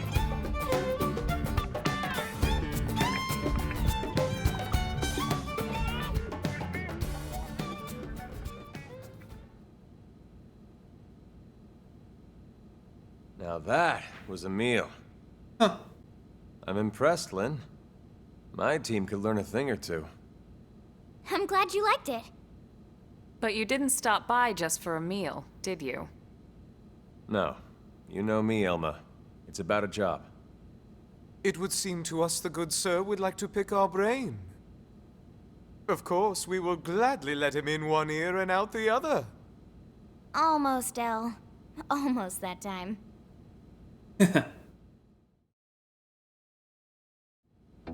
An alien mech?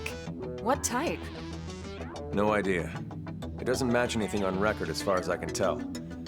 No one's seen anything like it. It looks abandoned, too. Totally ripe for the picking. Oh, man, you're giving me goosebumps! Right? It's located here. That's pretty deep in Noctilum. No wonder you wanted to talk to El. Exactly. But here's the rub. Hey, I've been there! Ganglion are after it, too. From what we can tell over Frontier Nav, they've gone after it several times already, and failed. Well, yes, that doesn't surprise us in the least. That's tainted land. Tainted? That doesn't sound good. They are savage beasts. Ferocious, insatiable. Level 25. He's talking about these. We didn't run into anything like that in Noctilum, did we? Yes. Yes, we did, actually. Are territorial. They only dwell deep within a specific part of the forest there. Yeah, and I've been there. Although it doesn't seem right to even call it a forest anymore. Why do you say that? Because the tainted devour any and all living things. Apart from other tainted, that is. You mean even mighty Tatsu not safe? Correct. Indeed, you would be swallowed whole. The tainted would make no bones about you, I'm afraid. Interesting. They must be formidable to be defeating the Ganglion over and over. They're level 25. But what El says is true. It could work in our favor. Right. Our bodies are artificial mimics. If the tainted don't perceive us as living things, we might be safe. Let's back up a sec. You reported all this to the commander? Our top priority above all else is supposed to be searching for the life hold. Are you suggesting we set that aside to try and recover this mech? Exactly. Commander Vandam is why I'm here. He specifically requested I enlist your team. It's just as you say. There's no time for us to screw around. And we still absolutely need to find the life hold. But remember, the fact is we're also dealing with hostile Xenos here. Xenos who destroyed Earth and want every last one of us dead. Xenos who also seem to want this mech, and desperately. And if it's that important to them? Right. What if it's a secret weapon, powerful enough to tip the scales? Feels like a bit of a long shot, to be honest. Yeah. But okay. Even if we can't use it, we should at least keep it from the Ganglion. Count us in. Any objections? No, ma'am. Glad to hear it. I guess Tatsu has to stay here. We'll need to keep it quick. Roger that. El and Tatsu, you hang back. Unlike us, the tainted would target you guys for sure. Oh, most considerate of you, good sirs. Oh, Linley! Linley care about Tatsu after all. Well, of course. After all this time watching over you and fattening you up, I'm not about to let my prize turkey go to some rabid indigents. Chapter 6. Head to Noctilum and retrieve the alien mech.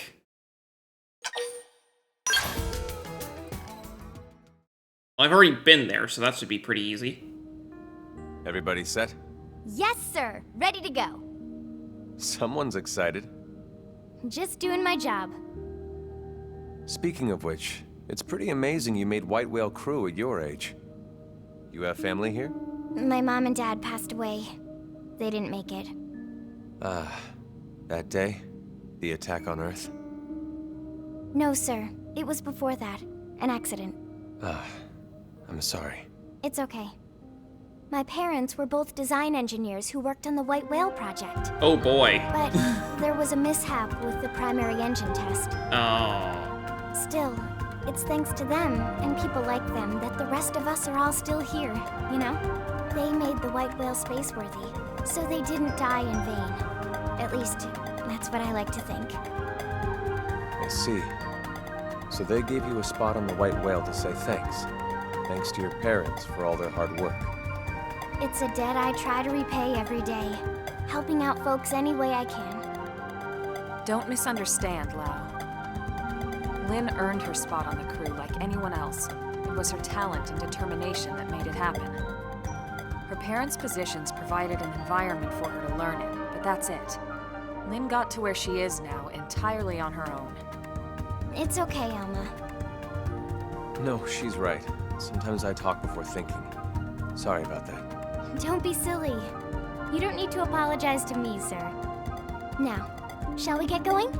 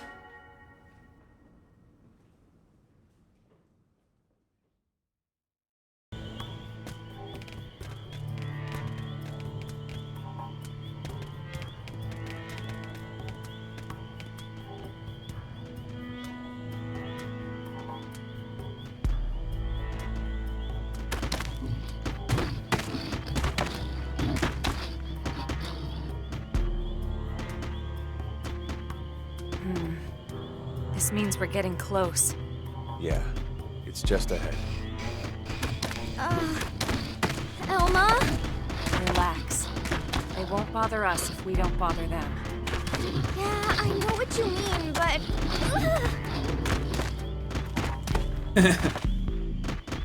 Good thing we're not technically alive.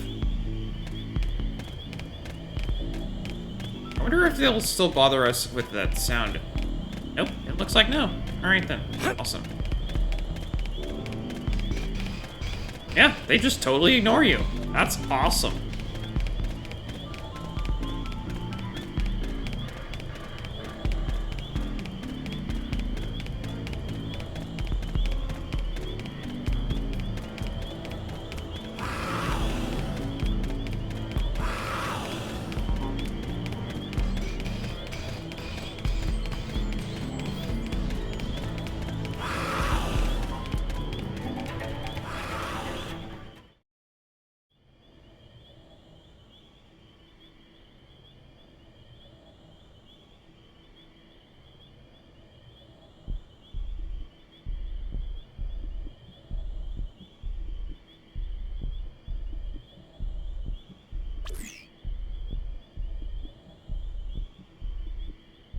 No signs of any radiation.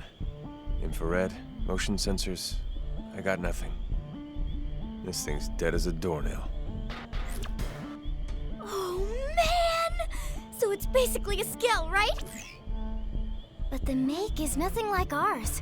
Or the ganglions. Where could it be from? Oh, wow! I can't even tell what its armor is made of!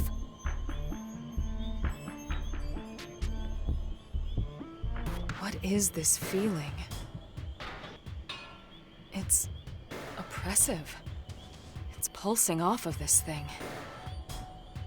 It's almost as if the ghost of its pilot is somehow still lingering. I feel like it's got an AI That in material it. there, at its core. It's dark matter. Uh-oh. This must be their handiwork. Oh, she knows what's going on? Does she have any idea what it is? Or is she alright? Does she know what it is? No. No idea. She's lying. Alright, She's obviously well, lying. we got what we came here for. Let's call in the salvage choppers and get it out of here. Lynn, contact Commander Vandam. On it.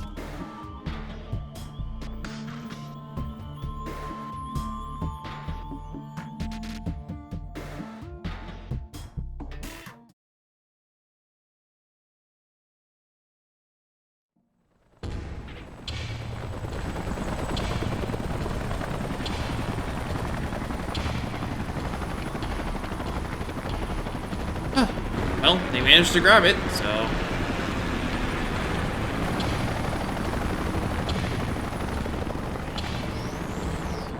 Right.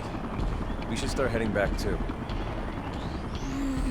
Just thinking about walking past all those tainted again makes my knees all wobbly. You can just jump in the Tatsu ocean have from here. just the thing. Wait, Tatsu, why are you here? Friends fuel up with Tatsu Tasty Lunchbox. Tatsu? What are you doing here? Tatsu knew friends must be hungry, so Tatsu rides spinny plane here to deliver hot meal. Tatsu Hero Pon, after all. Oh, you idiot! You're gonna attract the tainted! Relax, Lindley. After quick lunch, Tatsu fly back home on spinny plane before anyone notice. They already left, you idiot. To do that? All the spinny planes have already left. You're gonna have to walk back through all those tainted. You won't last 10 seconds out here. Huh? Maybe we can get another chopper here in time. Too late. Looks like somebody else wants a hot meal. Tatsu, don't move an inch, you hear?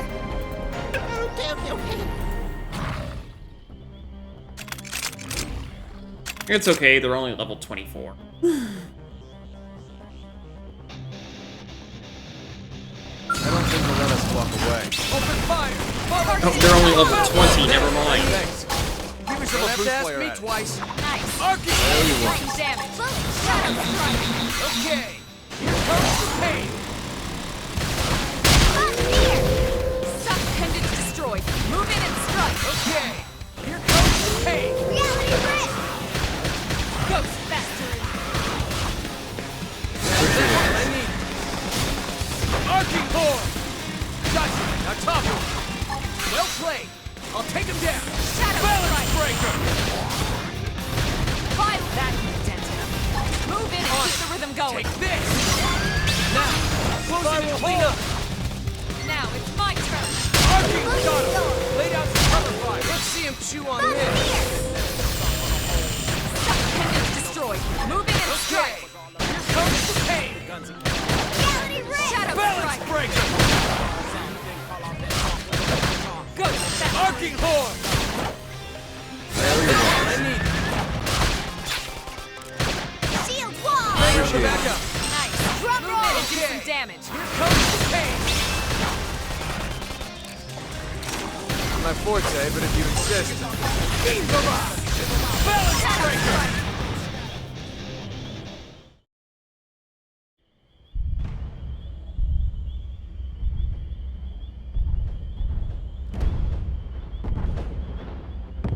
Oh, it's the big guy.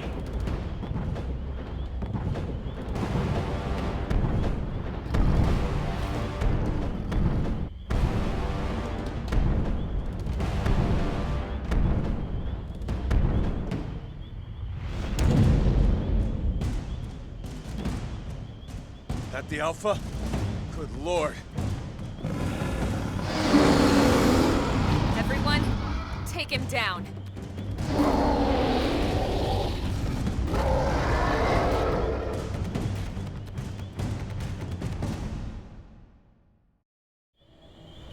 Time. Let's get him. Tainted Sphinx.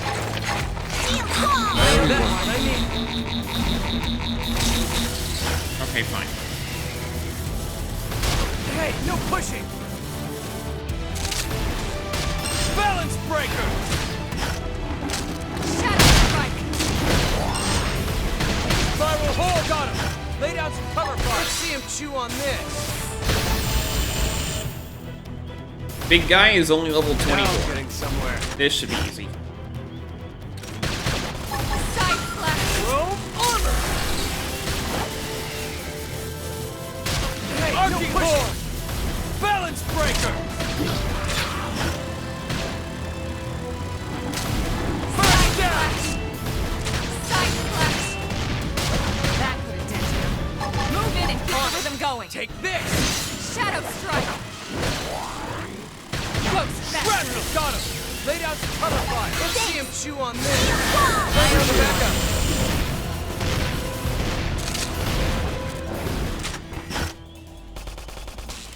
Eagle Eye! Thanks for the backup. Side slash!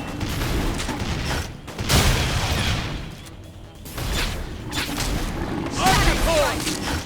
Balance breaker! Extend on him. Lay down some cover fire. Let's see him chew on this. This is really easy. To be fair, I am level 30. You can do it! Time for a little optical confusion. Drum roll!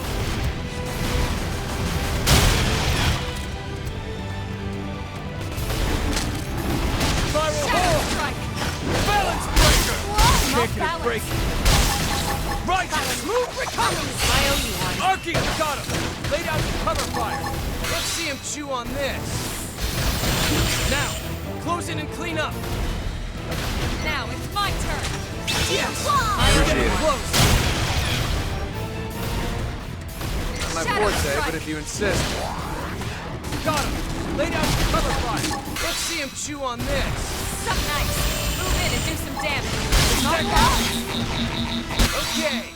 Here comes the pain. Shrapnel got him! Lay down some cover fire. Let's see him chew on this. Shadow strike. And by the way, I cannot change how wide the camera is right now, by the way. Take I fire. tried. Move in and do some damage.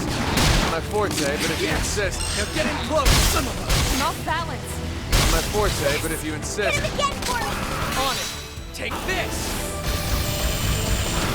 Now I'm Destroyed. getting Move somewhere. in and strike. Wish I was this strong when I And down it goes. Well, that was fun. Let's get the hell out of here. Or 3 more. Wow. Okay. You've got to be kidding me.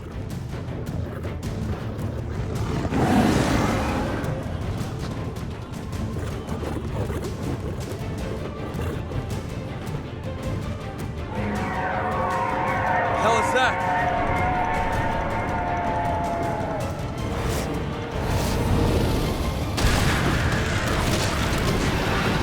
Looks like the Tainted are not the top of the food chain.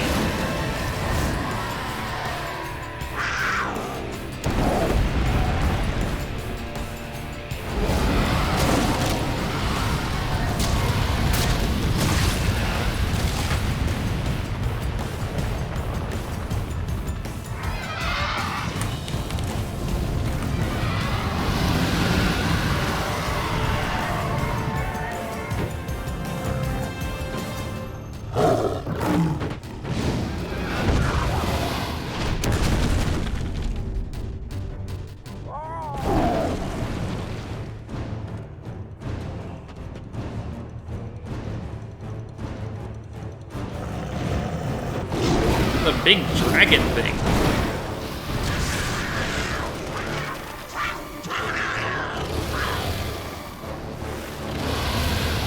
Yep, that's a dragon, alright.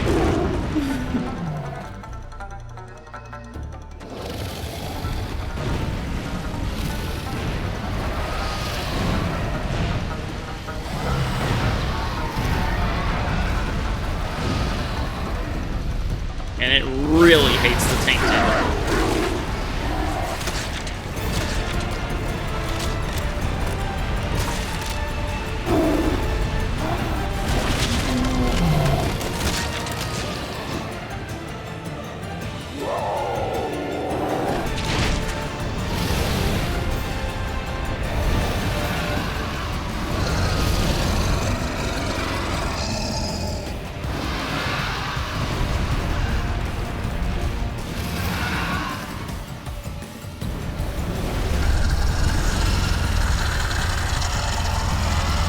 Seems to like us, though.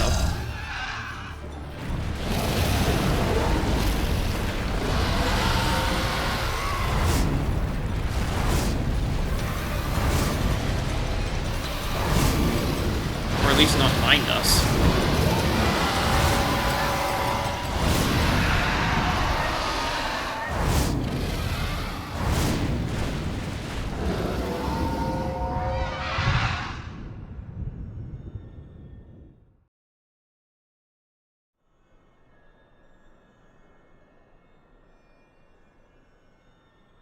Was that thing trying to help us? I think so.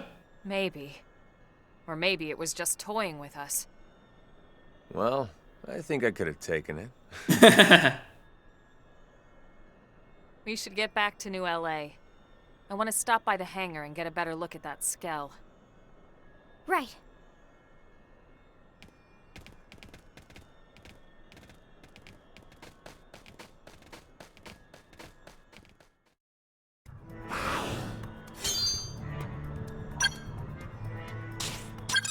Alright, back to here. Probably in the hangar. Yep, that's in there. Oh, it's in there. Restricted hangar. Restricted hangar entrance. Okay.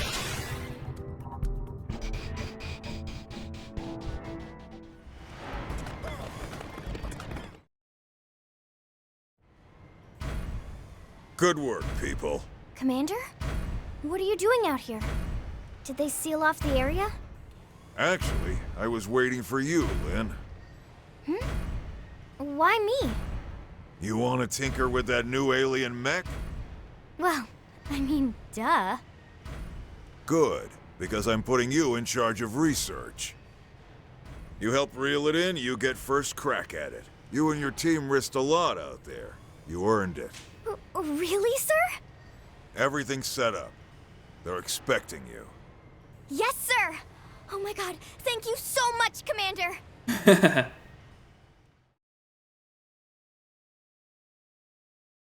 Wonder what's up with it.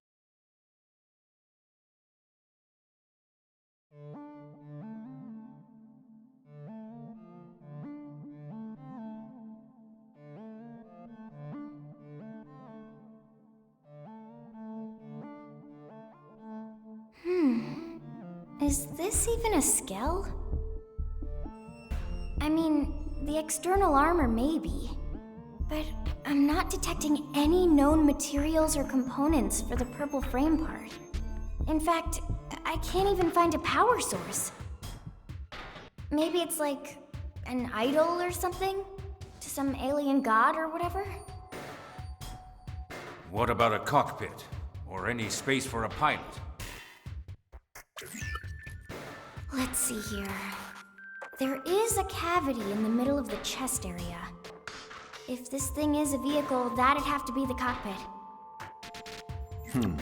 Perhaps it's not a weapon?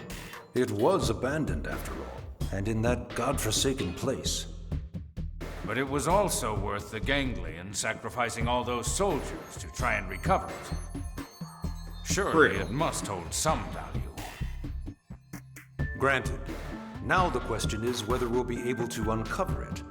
Ms. Koo is one of our best, but we can't expect her to work miracles. If you ask me, that's time better spent studying that Ares of yours, Elma. Alright, you wouldn't know what I'm talking about, would you? Let me explain. The Ares is what Elma... Vandam. Oh, right.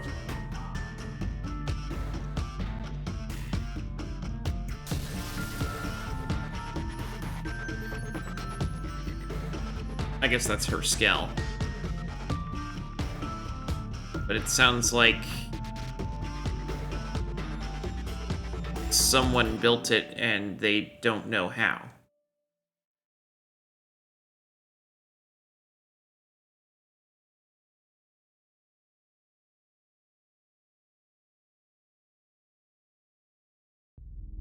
Those are your orders. Have I made myself clear? Quite. You seem displeased, Gajag. Perhaps the great hero of Roth does not enjoy taking orders from the ganglion. Perhaps he feels it beneath him. It appears nothing is beneath me of late. Sounds like he's a mercenary. I still hear the anger in your voice, the way you spit out the words. Accept your fate. Then you might find me a more accommodating master, Prince Jog. Oh, but how rude of me. Should I have said former prince? Ooh. I never cared much for titles. Counselor Luxar. It's Grand Master, damn you! The entire Ganglion organization is at my command, as are you and your people. I will not remind you again. Oh, but how rude of me. My sincere apologies, Grand Counselor. He intentionally got it wrong. Have you also forgotten the price the Rothian people will pay if you fail me? I promise you, it will not be pretty. What will happen if the humans beat you to the prize, Need I remind you of that as well? No, you need not. Then mind your tongue, former prince. Unless your pride can feed and clothe your people. Filthy cur.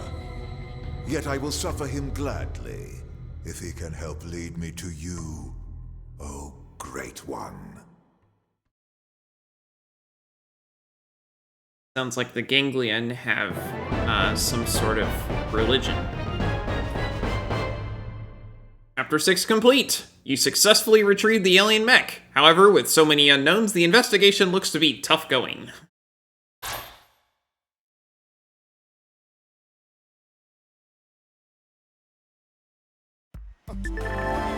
Getting a Skell license! We hear you're shaping up to be quite the operative. Well then, you think you got what it takes to be Skell-worthy? See me when you're ready to go for your license. I'll be waiting.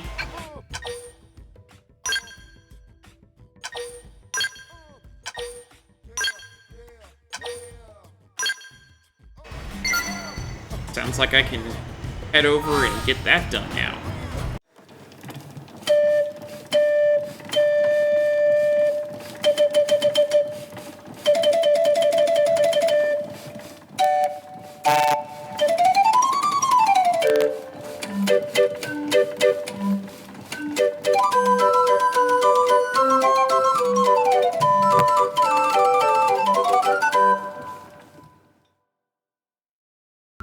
Working hard out there? Hey there, are you settling in all right? Getting used to life as a blade? It's second nature to me now. Things are still a bit unfamiliar. Almost too harsh. Only natural, I suppose. For some, it's an indigent attack that does them in. For others, it's the slow grind of tough missions that eventually wears them down. You're tough, though. Adaptable. You're doing well. Anything to ask me about? Any worries or requests? No need to hold back. I'm in a good mood today, so your head will probably stay on your shoulders. It's only natural for Commander to want to keep tabs on his people, right? So come on, lay it on me. Talk about pay, talk about Skells. I'm satisfied. Skells. Oh yeah? That's right, I forgot you didn't have one. Wait, you don't even have a Skell license, do you? Whoops, sorry about that. Oversight on my part. You need a license to pilot a Skell, see? We only issue them to blades with proven track record. That way we know they have the skill to make use of them. Given your track record, I'm tempted to issue one right now, but it ain't standard operating procedure. Wouldn't be fair to the others, you know? But clear the license exam and it's all yours. The Skell license. Pass exams from each division to earn your Skell license. Proficiency Exam 1, from the Pathfinders, install a data probe at Frontier Nav Site 117 in Primordia. I'm sure I've already done it. From the Interceptors, defeat 12 Blitz Bladas in Noctilum. From the Harriers, defeat Skik the Flash in Primordia's North Point Cove. Appearance is rare. From the Reclaimers, obtain the Solar Starship map in Noctilum's Humdrum Peaks. From the Curators, gather 8 rock armadillos, gather 3 big fly squashes, and gather 6 multi-speckled ladybugs. From the Prospectors, use Frontier Nav to earn over 15,000 credits at a single return. And from the Outfitters, get the examination weapon from Toller on Division Drive in the Administrative District. And from the Mediators, complete the Handy Manon, the Pipsqueak, or That's Incredible. I've done all 3 of those already. Once you get your 8 certifications done, go tell Walter in the hangars. Then once you pass the final exam, you'll officially be a Skell pilot. Pretty exciting, yeah? Ha! Sure it is. But getting you into Skell will be good news for us Blades, too. I've got high hopes for you. Good luck! I accepted Vandom's request. I finished Exam 8, and Exam 5, and Exam 1.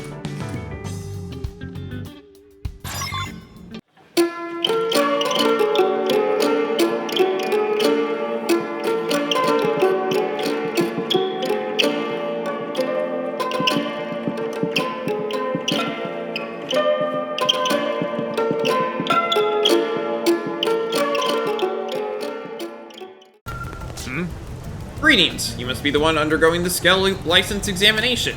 I work with the Outfitters in product testing. I have 3 weapons for you today. You will use one of them to hunt indigents. Remote weapon usage monitoring is a critical source of data for arms manufacturers. Your cooperation in this process is most appreciated.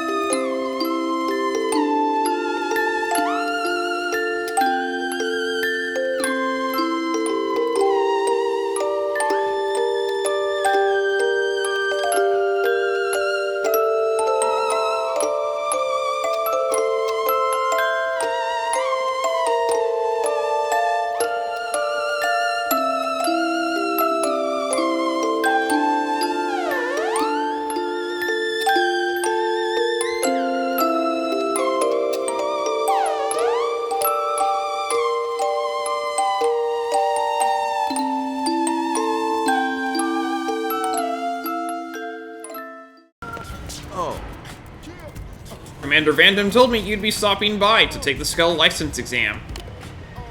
You have your certifications from the 8 proficiency exams? Conferred on successful candidates as they pass each stage of the test. Those who pass all 8 stages should bring the certificates to Walter to get their license. Yep, looks like a full set. Nice work. We're ready for the final exam. No need to stress though, it's a simple verbal quiz. We had you run missions for each of the 8 divisions, and there's a reason for that. Care to guess what it might be? It was better to understand the role each division plays within Blade. It was Vandam's way of hazing me. Exactly! Now you've got a feel for each one's particular flavor. Hopefully that's given you a few ideas how you can put a Skell to use. Anyway, that's one reason, but there's another. There aren't exactly enough Skells to go around all of the divisions. Sometimes situations arise where people have to cross division lines and cooperate to get things done. For efficiency's sake, it's important that everyone knows how the other divisions work. Make sense? Yes. Good, then you are now cleared to own and operate a Skell. I'll authorize your license now. I also get to share some good news. Looks like you're being given a free Skell. Compliments of Vandam. It's parked in the hangar in the back. Go introduce yourself and give it a test ride. Everyone on my team receive a free Skell. Nah, I'm fine. Just doing my own job. Really, Vandam is the one you should be thanking. You must expect big things from you. It's a rare day a rookie pilot gets issued a Skell free of charge. I look forward to seeing what you do with it. Must be really easy to operate if we don't have anything about actually trying to operate it for the license exam.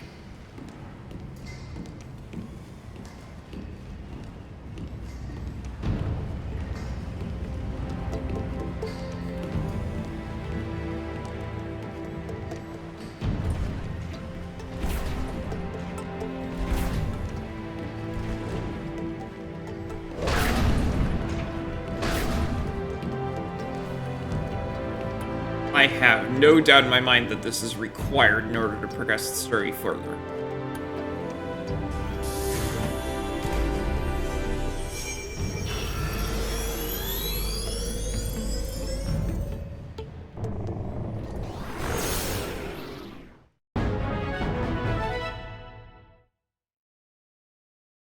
You obtained your Skell license, and also learned more about each division in the process. Skells! Skells are powerful armored vehicles developed by humanity. Press ZL to board or disembark. You can also press the left stick to toggle between walker and vehicle modes. Piloting 1 expands your options for exploring Mira, not to mention for battle. However, Skells aren't able to target certain enemy appendages, so go on foot if you need to destroy those. Also, bear in mind that your arts selection while in a Skell depends on the weapons it has equipped, so changing your weapon loadout will also change the arts you'll have access to. If you ever stray too far from your Skell, remember you can go to main menu, party, return to Skell to immediately return to its cockpit. You can obtain new Skells by buying them from the shop terminal or by creating them. Check the Skells you own from the customization center. Binding. When you're piloting a Skell in combat and a large enemy becomes staggered, you can approach them and press ZL and ZR to bind them. A bound enemy will be held in place for a certain duration, ensuring that all attacks against them will hit, and increasing the damage they take. Additionally, while binding an enemy, purple circles will appear one after another. Press B at the correct time to extend the effect's duration and quickly regenerate fuel. Overdrive in a Skell. Just like when you're on foot, you can spend 3000 GP while piloting a Skell to activate Overdrive. While it's active, fuel will not be consumed and the cockpit timer will trigger cockpit time will trigger more often. Additionally, a Skell's capabilities will be greatly enhanced during Overdrive, but the exact perks differ from Skell to Skell. Skell have a limited supply of fuel and will not be able to fight when it runs out. Fuel is consumed in battle or when using arts, but will slowly regenerate when you're not piloting the Skell. You can also refuel your Skells by spending Moranium. To do this, use the Barracks Hangar option on the Customization Center console. When a Skell is destroyed due to its HP dropping to 0, normally it will become unusable then and there. but you can get it fixed up if you have Skell insurance. In that situation, you'll be able to get back into your Skell, retrieved and repaired, by going to the Blade Barracks' Customization Center Barracks hangar. If a Skell is destroyed while you have no Skell insurance remaining, and even if you succeed perfectly in the red B prompt, you'll have to either spend a large sum of money or use a salvage ticket to get it retrieved and repaired. Registering pilots. Welcome to the club, Skell pilot. Before you hop into the cockpit, you need to assign yourself to the machine. Once that's out of the way, your craft will be sent to the barracks hangar, found via the Customization Center console. Remember this whenever you want to use a new Skell.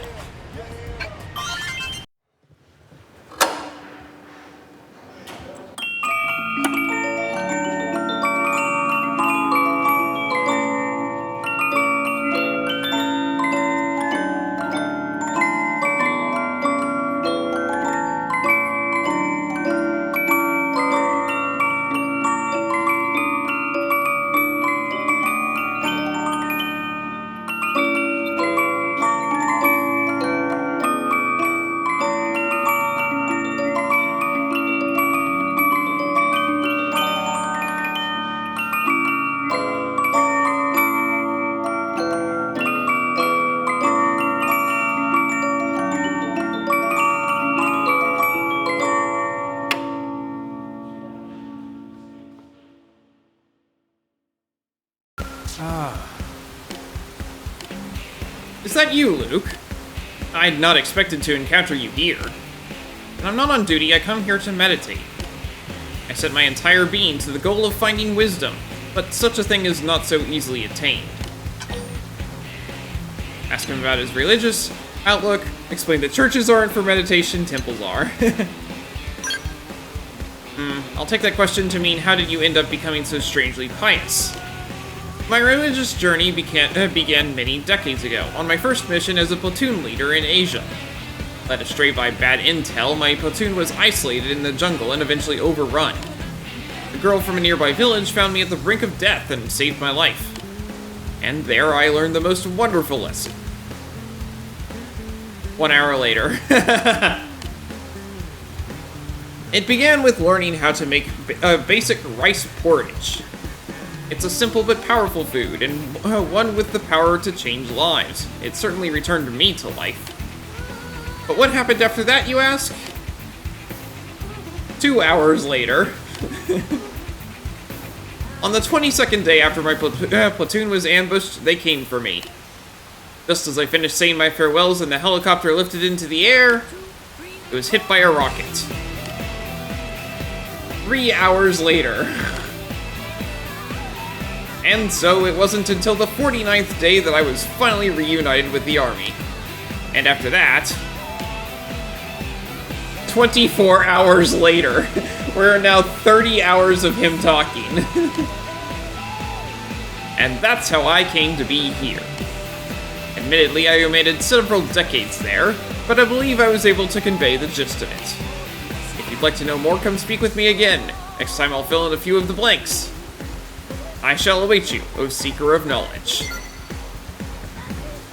Renouncing self. He spoke for 30 hours.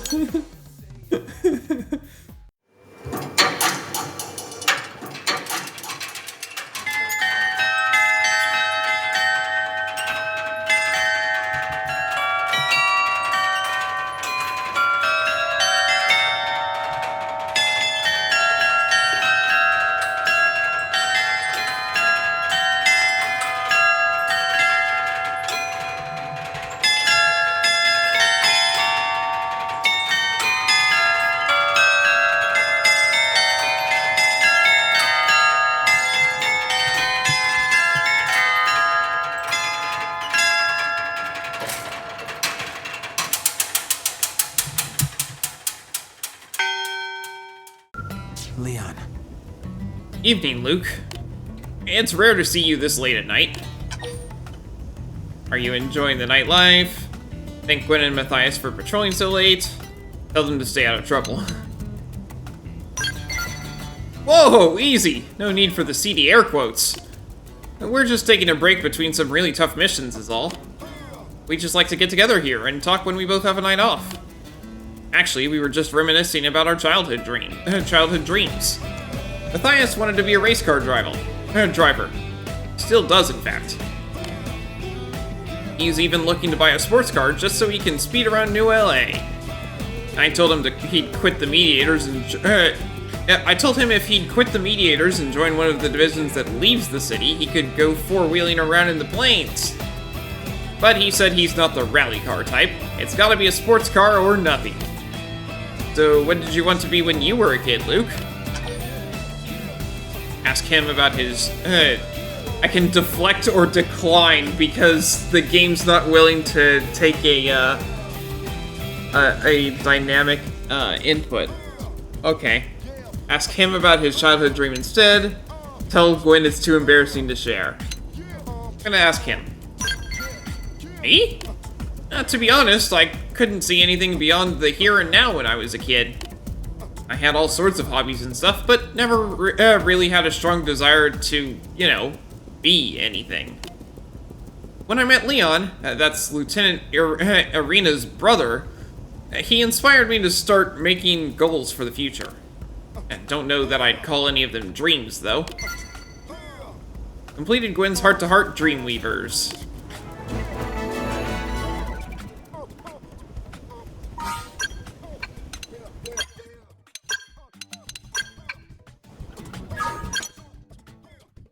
Yeah, another heart-to-heart up here with Lau. Okay.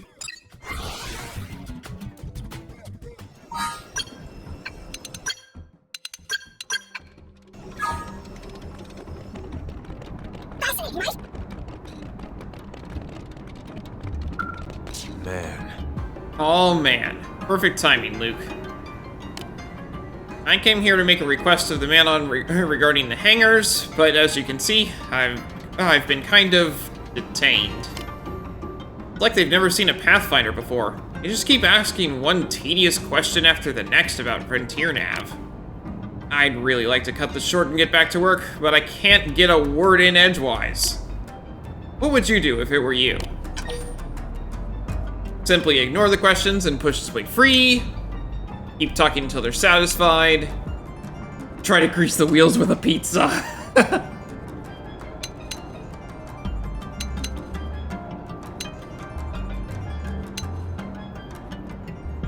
I don't really like any of these.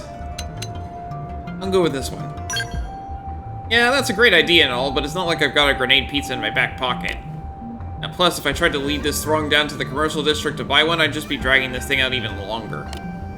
At times like this, I can't help but have second thoughts about sharing our city with a bunch of xenoforms. How do you feel about it? I think it's wonderful. It has both risks and benefits. Only I'm concerned about all the downsides. And neutral. Yeah, it hasn't been all lollipops and unicorns, that's for sure. We've gained a lot of advanced technology, but the Xenos have subjected us to plenty of danger, too. I know it's glib to say we'd all be better off if we'd never met each other, but there is some truth to that. Still, that doesn't mean there's any point in crying over spilled milk. I have to do what I can to help us move forward. Looks like the Manon have calmed down since we started talking. And this may be my chance to slip back into the administrative district. I'll see you around, Luke.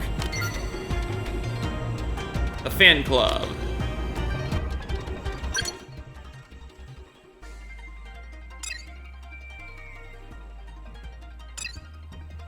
Top secret mission. The basic mission, so... Although it's gonna start a side mission, isn't it? Let's see.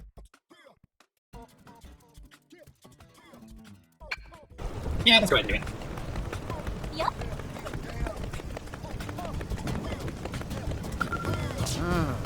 I won't lie, this mission is a real gamble, but somebody has to stand up and do it. The question is, who? If we send in someone sloppy or inexperienced, it's basically a death sentence. I'll ask for more information. I've been ordered to find a blade who will accept and complete a high-risk mission. If you're interested, I'll give you the details.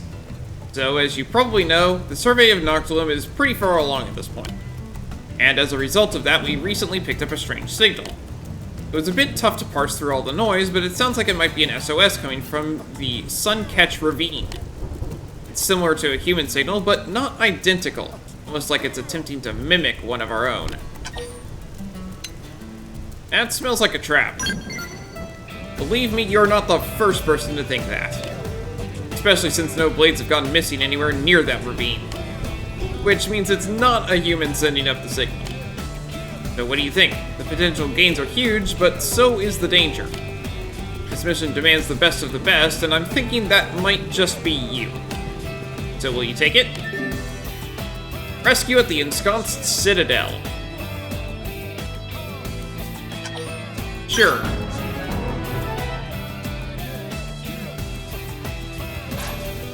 On behalf of Blade HQ, I appreciate it. Good luck, come back safe.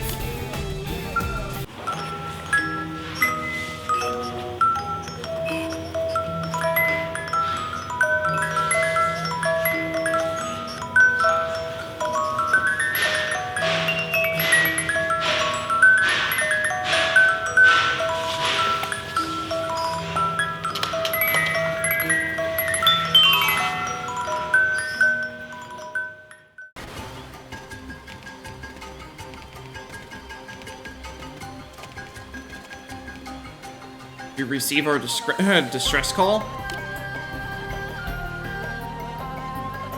We were only able to broadcast a very weak signal for fear of the ganglion. We're glad it was sufficient.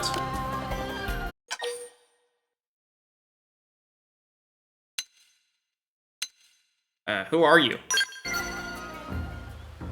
Came this far without identifying us?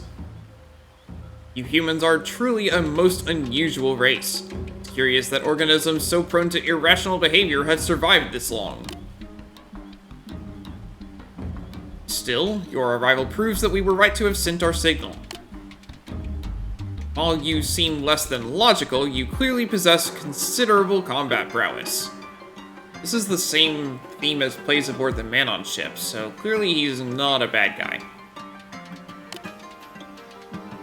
By our calculations, humans have a 51% chance of destroying the ganglion. We wish to ally ourselves with the stronger side. That's, really permissive, so you have just over a 50-50 chance. Reaching out to you for aid was a logical inevitability. However, we represent a valuable asset to the ganglion. They will be loath to part with our considerable technological expertise. It follows that they will embark on a concerted attack against your kind in order to take us back by force. Come back to New LA with us. What are you called? Why do you refer yourself as we? Rather perceptive inquiry. As it happens, there are others of my kind awaiting aid. I require your help in rescuing them.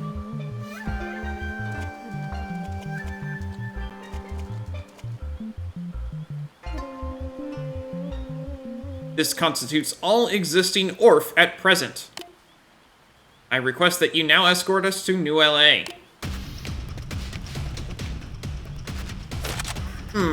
Regrettable. I suppose detection was inevitable. My kind are technologists, not warriors. You will have to fight them and keep us safe. Please?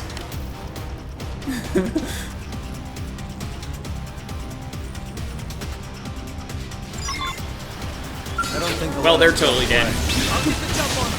Hey, first down! Like this! Furious blast! You ready? Magnum edge! Time, no pushing! Viral horn!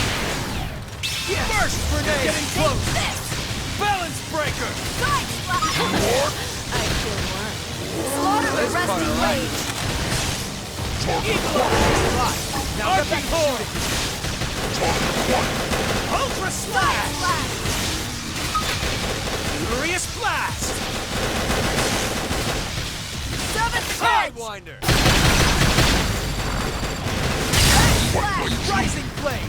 Balance breaker! Magnum edge! I wonder what cockpit time is. Oh, it looks like it massively boosts my range. Okay, got it.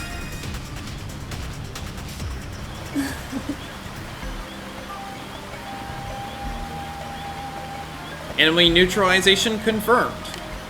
You have done well. Now please accompany us to New LA before reinforcements arrive.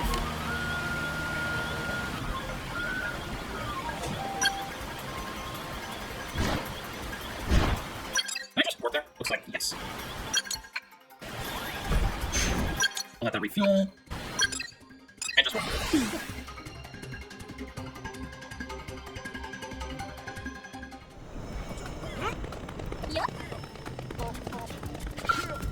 Nice work. Excellent work!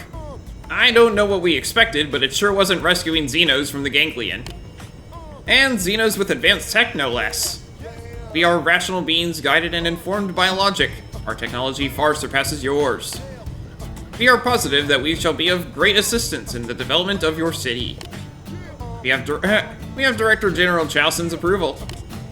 Xenos can have asylum in exchange for assisting our survey of Mira, as well as providing any anti-ganglion intel they may have. They'll also be forming a new arms manufacturer. We previously engaged in weapon development for the Ganglion. Now we shall put that expertise to use for you humans.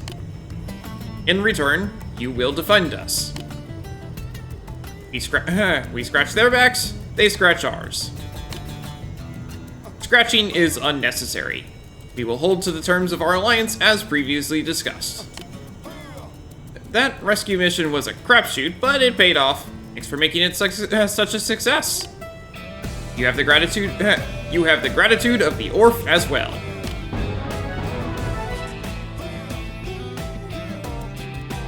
The SOS signal was sent by a race known as the Orf. You saved them and brought them to New LA. Orphean Technologies. The Orf are jumping on the arms manufacturing bandwagon with a company called Orphean Technologies. Being an engineer, I can't wait to see what they do with their knowledge of ganglion tech. Head to the AM terminal in Armory Alley to check them out.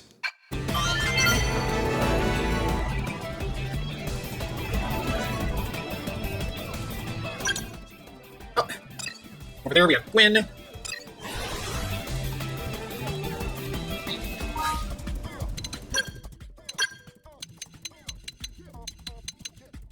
I think Al is my lowest ND character. Yes, he is.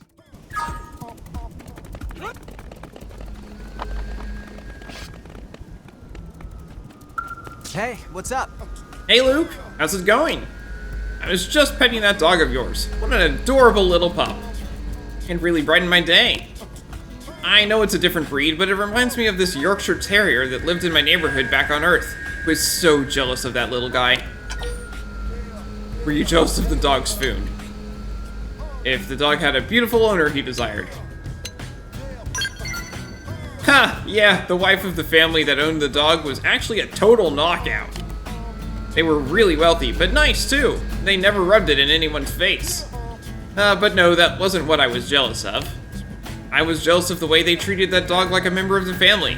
It's better than the way a lot of actual people are treated. Whole family took it for walks every day. They ate together, they watched TV together. They were pretty much inseparable. Meanwhile, both my parents were so busy that I barely saw them at all. I spent most of my days alone, or maybe with friends. But now I have a little more perspective. Compared to Arena, I came from a happy family. I mean, I liked my parents, you know? And that's why I wanted to spend more time with them. When I grew older and got a dog of my own, I felt a lot less lonely all the time, but anyway, yeah.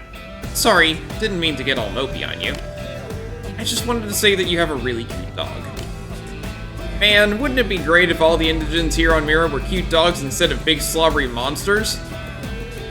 Now I'll never get that image out of my head. Canine Conversation.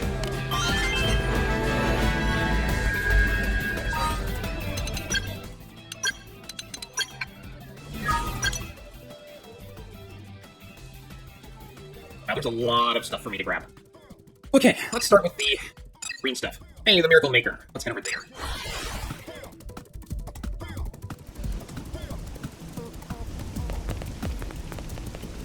For what possible reason must I believe in an invisible existence simply to receive some water? Blasphemy! You would openly mock our bringer of miracles? I don't rightly see how I can mock something that does not exist. I'm asking for just a little of the water everyone else here is drinking, okay? One sip and I'll be on my way. Such presumption. And yet even still our god decrees that his miraculous water be shared with you. If you refuse to join our faith, the cost will be 2 assassin springtails. Out of the question, yes? Now stop the stubborn selfishness and let me take the water I need. I tend a large flock of Manon, but never once have I met someone so rude as you. Malateth, please remove this unbeliever from the premises. I'm sorry, but I must ask you to leave, yes? Only those who believe in the bringer of miracles are welcome in our church, you understand? You seem incapable of such faith, don't you? As a fellow Manon, I pity you. Oh boy, someone's starting a cult. That's loads of fun.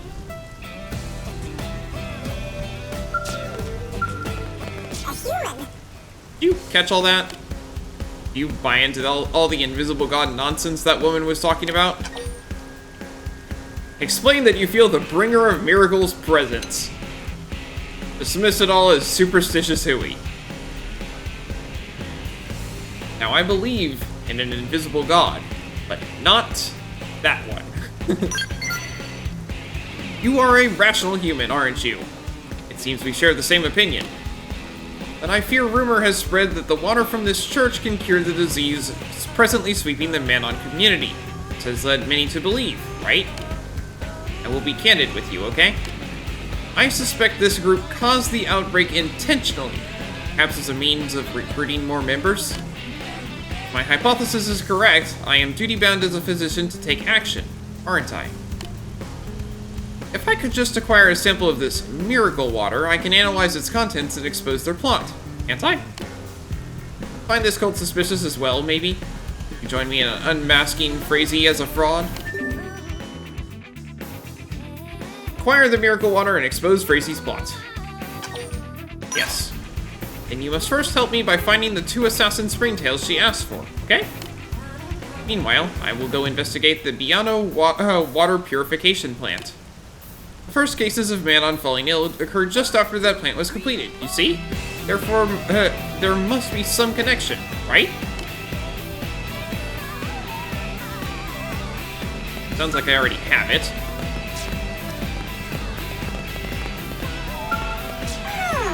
You! Well, what in the name of science were those creatures? I was on my way to Biano Lake when a pack of them forced me to turn tail and run back here. This planet is certainly generous with ways to die violently, isn't it? It's not safe to wander around unescorted. I see that now, don't I? I've been safely sequestered inside the walls of New LA all this time and never knew, you see? That's my report. What about you? Were you able to track down those assassin springtails? Yep. A fish-shaped springtail whose poison grows in potency with each day. In times of health, their shell appears pink, though it completely bleaches out upon death. Oh, astonishing! Thank you so much. Blades never fail to impress, do you? Alright, Frazee, a deal is a deal, isn't it? Let's have some of your miracle water. I never expected you to actually track down 2 assassin springtails. Very well. As I say, I made a promise. As you say, I made a promise. I shall stand by it. Now, I assume you have no further business here? Then I must ask that a brutish unbeliever like yourself never return to our church. Good day. So this is their miracle water then? I must say, it looks just like every other water I have experienced. I see, yes. It tastes just like...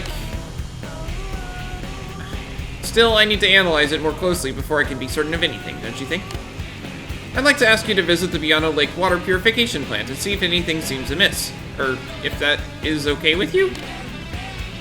If we can gather one more piece of evidence from there to tie it to this case, maybe we'll be able be able to pin Frazee down? Let's meet back here once we're done, okay?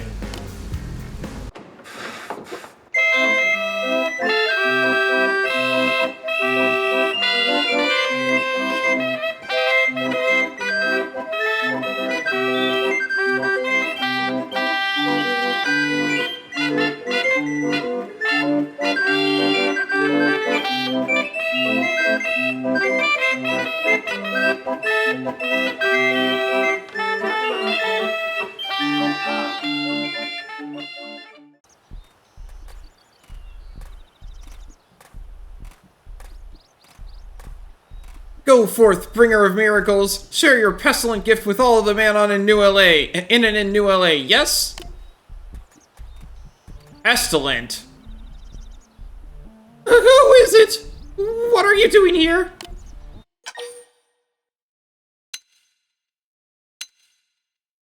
What have you done to the reservoir? Me? Yes. Nothing. No.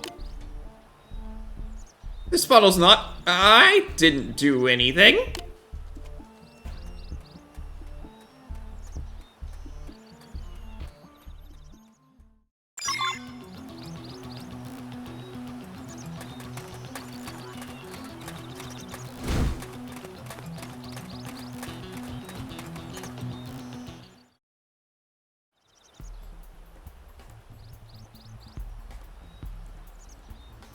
Not here. This can't stop here. Not after the bringer of miracles has grown so large on this medicine, right?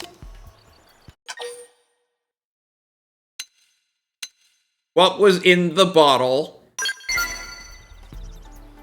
This is the miracle water that makes the other miracle water be miraculous, isn't it?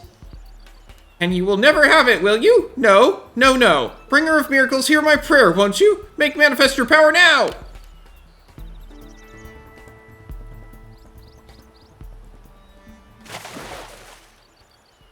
Ah, I see him, yes? I can see my god. I knew, yes. Crazy, you are the true deliverer of the Manon. She drank poison.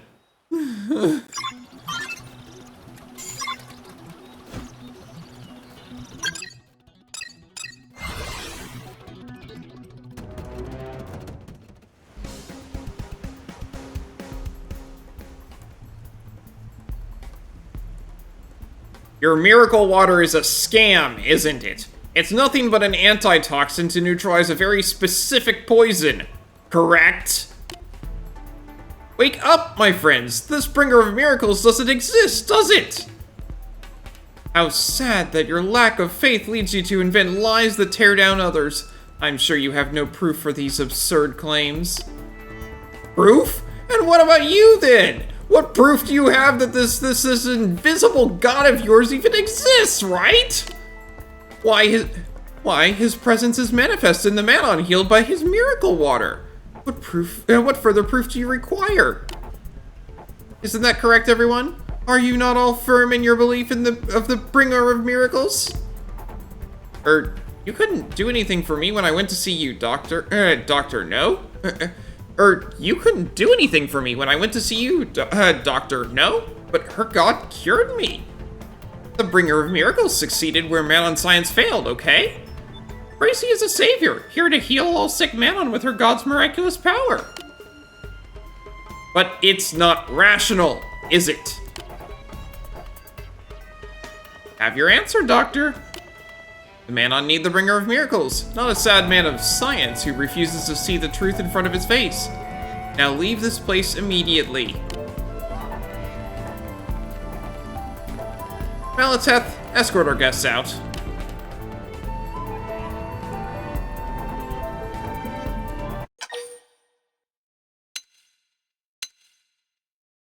Malateth won't be coming back. What? She felt cornered and drank the elixir? And she died? No, I never would have given her that if I knew she... What perfect timing! I became a little impatient and started the confrontation without you, you see? Let me see that bottle, alright? I'll end this farce here and now. Malateth's bottle. A bottle containing a sinister liquid. Malateth attempted to drink it all, but it killed her as soon as she put it to her lips. Gracie, you yourself confirmed that this was in Malateth's possession, didn't you? Now look, everyone. See what happens when someone drinks this, okay?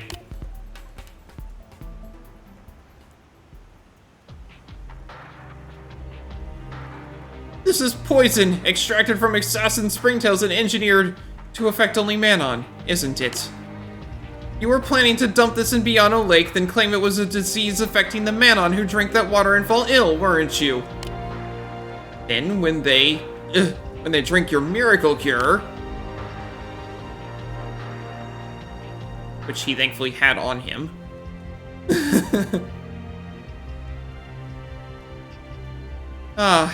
Their symptoms vanish immediately, don't they? Miracle indeed, no? Wait! Is that really... That's fraud, right? Crazy? Is what the doctor says true? Of course not! Whatever drug that doctor has, he obviously cooked it up to undermine our beliefs!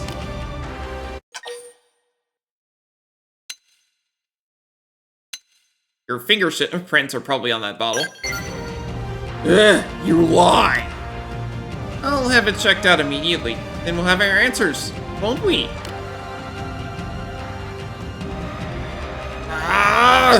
Malinteth, you had one job, and you couldn't even do that right! Bringer of miracles, render these fools to ash with your burning light! You stand in defiance of our righteous and vengeful God! Now you and your sins will be purged from this world for all time!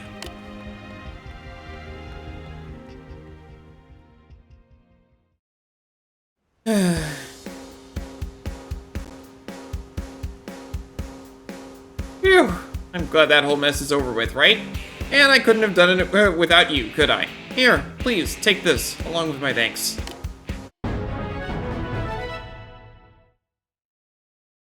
You exposed Phrasy's lies in front of her flock. The cultists should come to their senses now.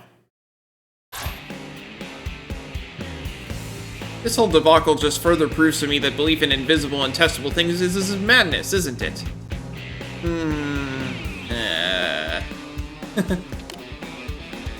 Manon have come this far without any gods, haven't we? I'd say that's to our credit.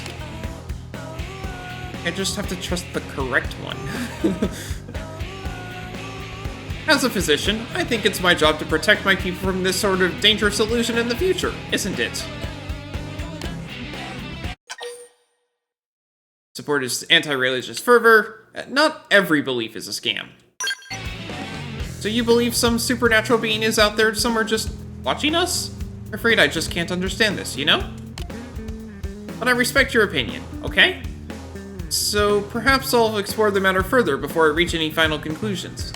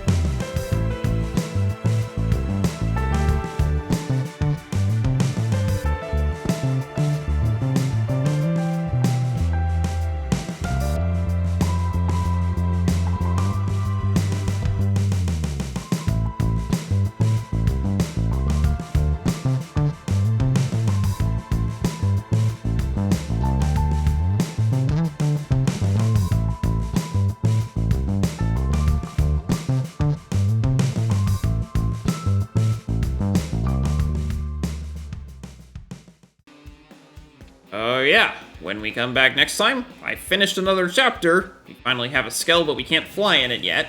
But at least it can jump really, really high. Well,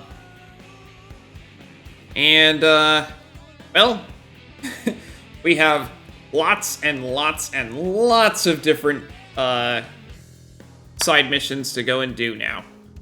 So that's going to be all for today, so thanks for watching, and I hope to see you next time.